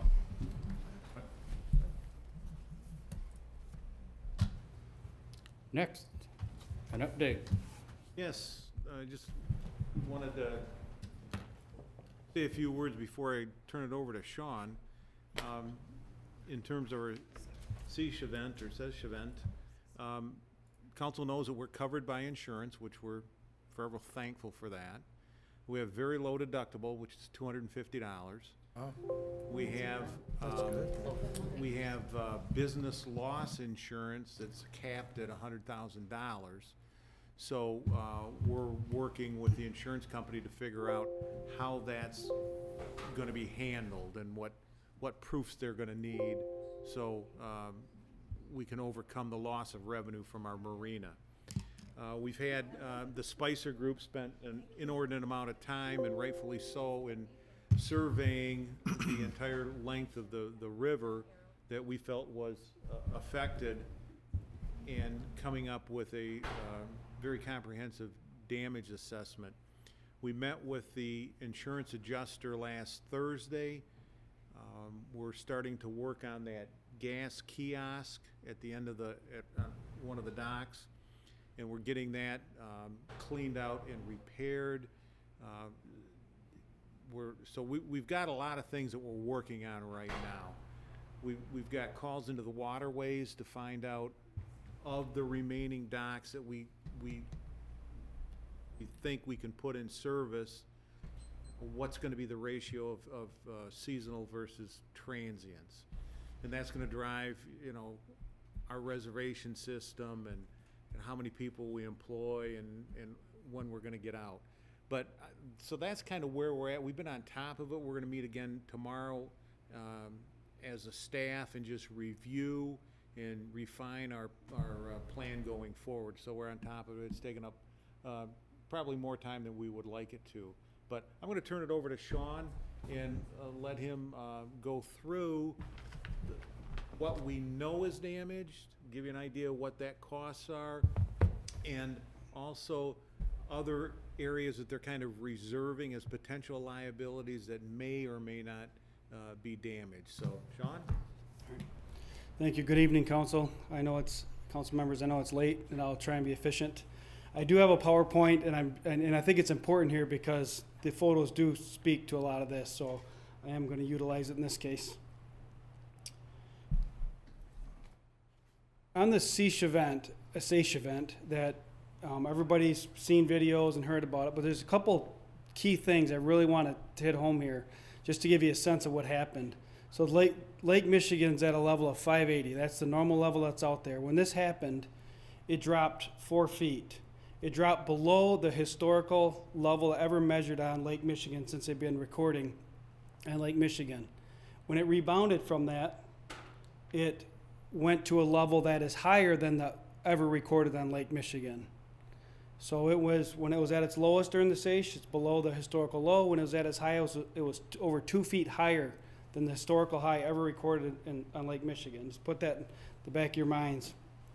That happened in like 6 or 7 minutes.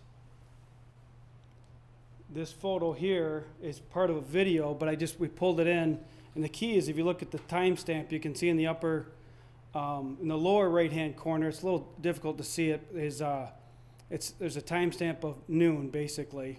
And, I'm sorry, the other way, in the upper left-hand corner, there's a timestamp of noon, and the SAISH is in it, and it's one of its lowest points. 6 minutes later, at 12:06, you can see the river came up. It's over the top of the river walk. So it moved 8 feet in that 6 minutes.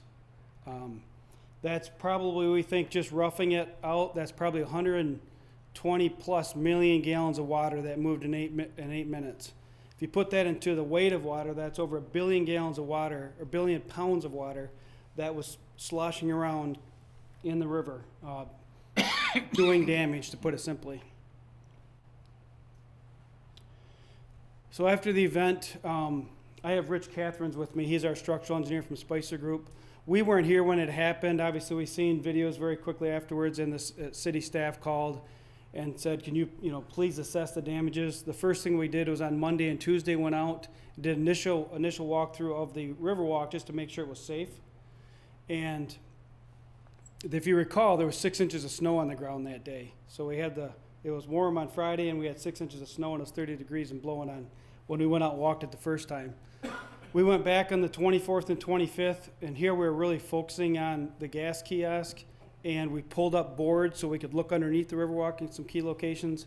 And then finally, we went again out on May 1st, and this really focused on the marina and the docks to make sure, which ones were safe to use and what our plan would be, focusing on the marina dock area.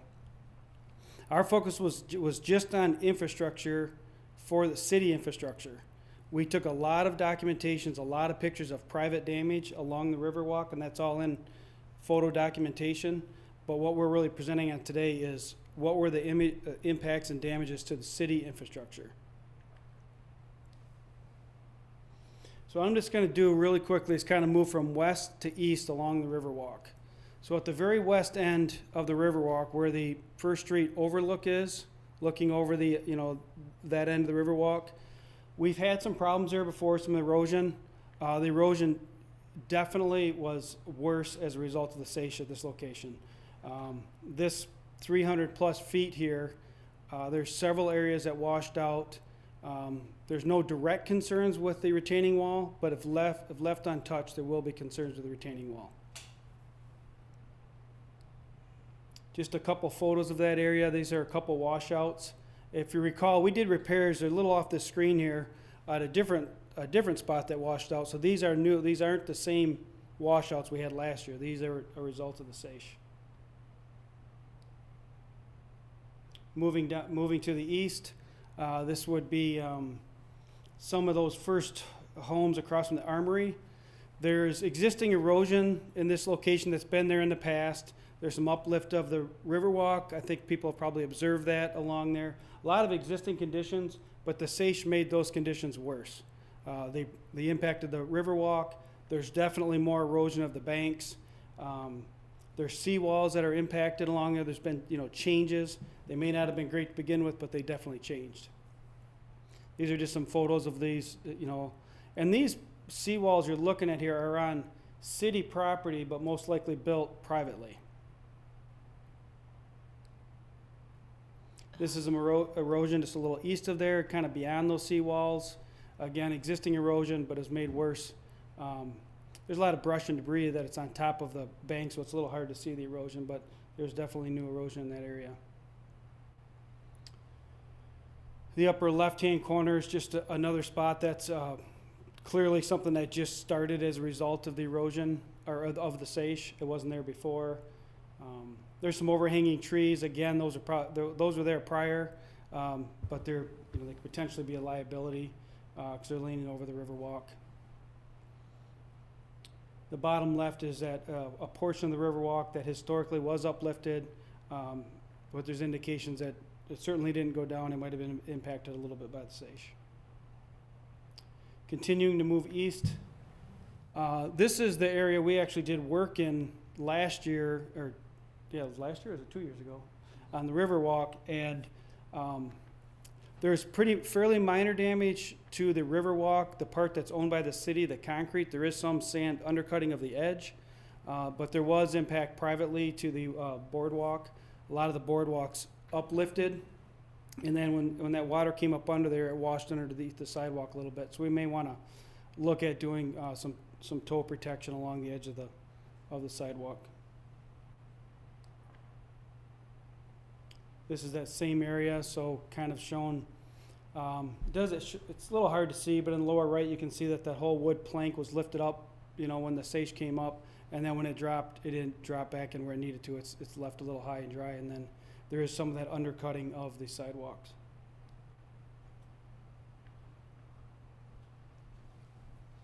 I'll let Rich talk a little bit about the marina docks. Council, thank you for the opportunity to present what we looked at. So the marina, obviously a very important facility for you guys. As Sean mentioned, we did several investigations, one with snow on the ground and then a couple without. Our intent was to try to determine the stability of these docks and try to determine if any of these could be safely reopened for use. But essentially, the docks located to the west of the gas kiosk are essentially, most of those, if not all of them, are pretty much a total loss as far as trying to be able to use those. They've been lifted from their connections or either totally missing or been removed during this SAISH event. The one dock at the very east end there, that one was lifted and it's still fairly stable and could possibly be reopened, but we suggest if you do reopen, it's only for Coast Guard use because of the size of it.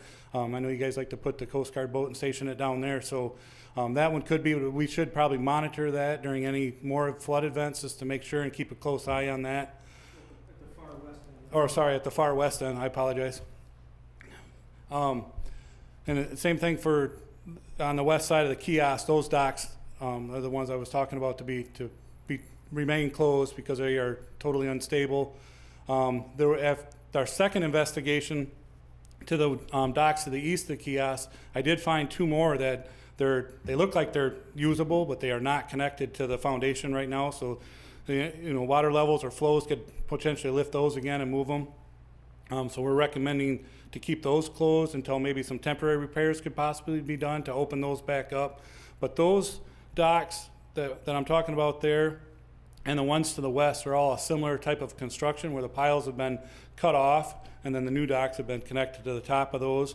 So they're connected a little bit differently, and those have all pretty much failed, those connections have failed during the SAISH event. There are a few docks from 28, 29 to 36, 37, which are larger round piles that are driven on each side of the docks. Those areas are stable at this time, and we do recommend that those probably could be reopened to the public for use. However, part of our investigation, we did take soundings along these just to check for channel erosion and scour.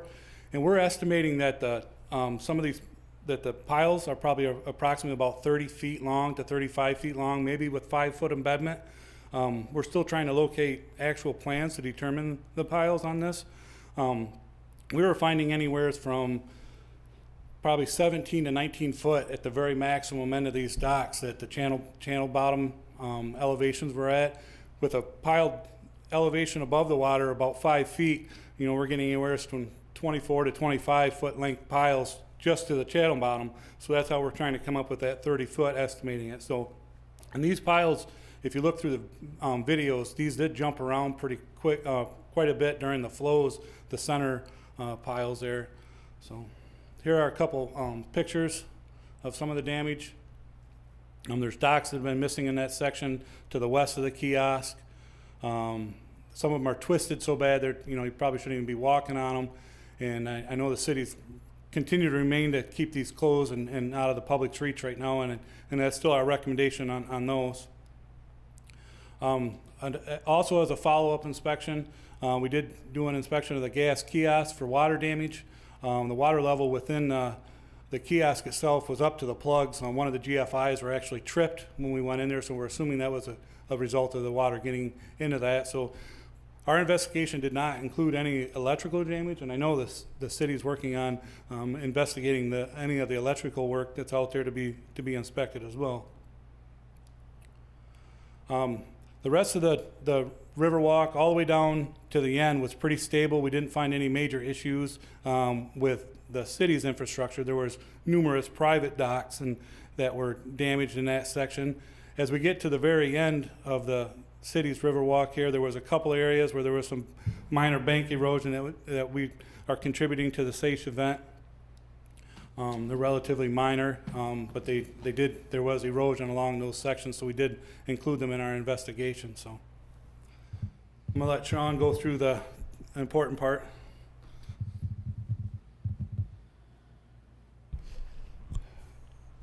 So the key thing here was trying to get to really a very rough cost, and we don't have any plans, details. We are working from pictures and taking some measurements off aerials. Based on those measurements, we have really roughed in some costs, and we divided them into two categories. Like Thad was saying, basically the first one being what was very obvious: observable direct damage resulting from the SACE. Kind of our no argument, you know, the SACE causes damage. We've talked about those items, we have them listed there. We think that could be in the neighborhood of $400,000, $500,000. The majority of that, probably over half of that cost, is the marina. It's those docks being replaced. And we've looked at the cost. We've had some quotes for doing a couple of the docks from local contractors. If you took those and applied them out, it would probably be a higher number, but the fact that we would do all of them, there's a little economy of scale, so we didn't use those exact numbers. We kind of knocked unit prices down, but regardless, a good portion is the marina. The other bulky item in that is the west end. Getting riprap along that shoreline to protect those banks isn't cheap, and it's either going to have to be done from the top or even possibly from a barge. So there's those two factors are a big driving factor in costs. Other, what we termed liabilities resulting from the SACE are kind of in this gray area. You know, for example, that area I pointed out earlier where there was erosion along the bank and there are seawalls that are compromised that were historically in bad shape, we know are worse. They should be addressed. Are they direct, you know, did the SACE put them over the edge? I'm not sure. That's kind of some of the items that fell into the second bucket. Those also included those 5 docks that Rich mentioned on the very east side of the marina. Those ones, you know, are stable, but we don't know how much they're embedded. There's some unknown factors there that, you know, it may make sense just to replace them all and get it all done right. So we do have some phone calls or emails into some contractors outside of the city that do a lot of this work. May have them come in, walk it with us, you know, kind of gut check our numbers. And we've been told by the insurance company that they're not gonna go off an engineer's estimate. They're gonna want a contractor's actual bid numbers in terms of any claims. So that's one of our next steps we're doing, is we're working, trying to get a contractor in to get some more tied down numbers. I've got a question for Mr. Taylor. And maybe this is an Ed Bradford question, because it involves revenue. Can we estimate to date how much revenue we've lost by not having those docks available? I'll tell you why I'm asking this question. I'll give you the background. As you know, my husband works in Ludington. He's been looking at the city marina down in Ludington. They're up to 34 boats in the marina right now. So I'm wondering if some of those boats would have trafficked up here. That's why I'm asking if you can compare it to last We year's. haven't even, we don't normally open our marina until mid-May, so it wouldn't have been opened yet. So we have not lost anything, because our intent was not to open until about the mid part of May, so we have no losses yet. And then, as I said previously, we do have business loss insurance. It's just going through the methodology that the insurance company wants us to do to determine what our losses are going to be. Sean, did it lift the pilings up when it tore out some of those docks? Did the pilings actually get lifted up, or?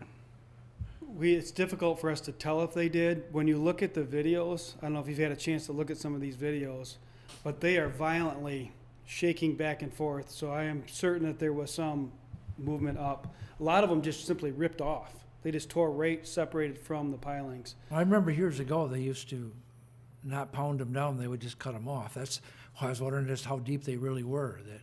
Yeah, in our conversations we've had, that there's no record of, we don't, at least today, we haven't found the records of the actual pilings, lengths, and plans, but in talking with Paul Swiderski, he says, well, we don't handle anything much over 35 feet. We were pulling those up and re-driving them, so he had a sense they're, 35 feet or less, and he wouldn't have been surprised if they're potentially even 30 feet. And we know we have 24 feet that's exposed. The scour depths we're estimating along there maybe 1 to 3 feet. We had a measurement by U.S. Army Corps of Engineers last year. They surveyed it, and we sounded it this year, did all the conversions, and clearly 1 to 3 foot of sediment blew out of there, that in front of the docks. To date, the only real negative we heard about our claim is when we talked to the adjuster.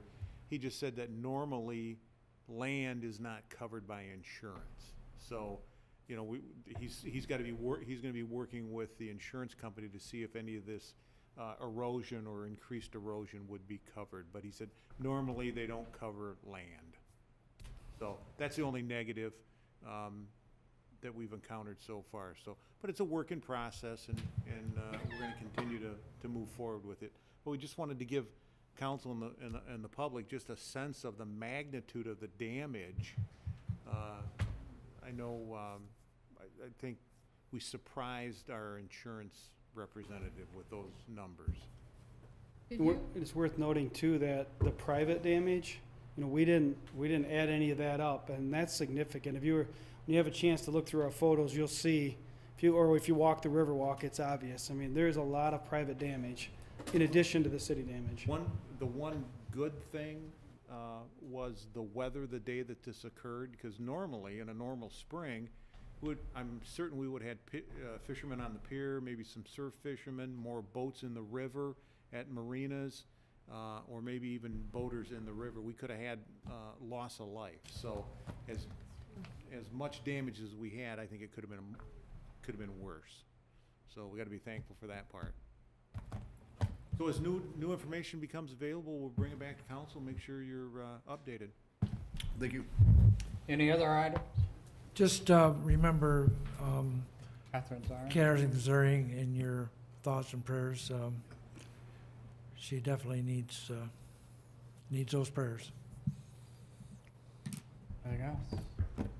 Streets are looking good, so thank you. It's been hard trying to get into my house, so all around me. All around you? Yes, I'm experiencing a little bit of that myself with Ford Street. We started on it this afternoon. It looks like it's half done. Motion to adjourn? Yep. We're having coffee in the morning. Didn't say nothing, Jim, so you can get out of here. What? Didn't say nothing, so you can get out of here. Yeah, thank you.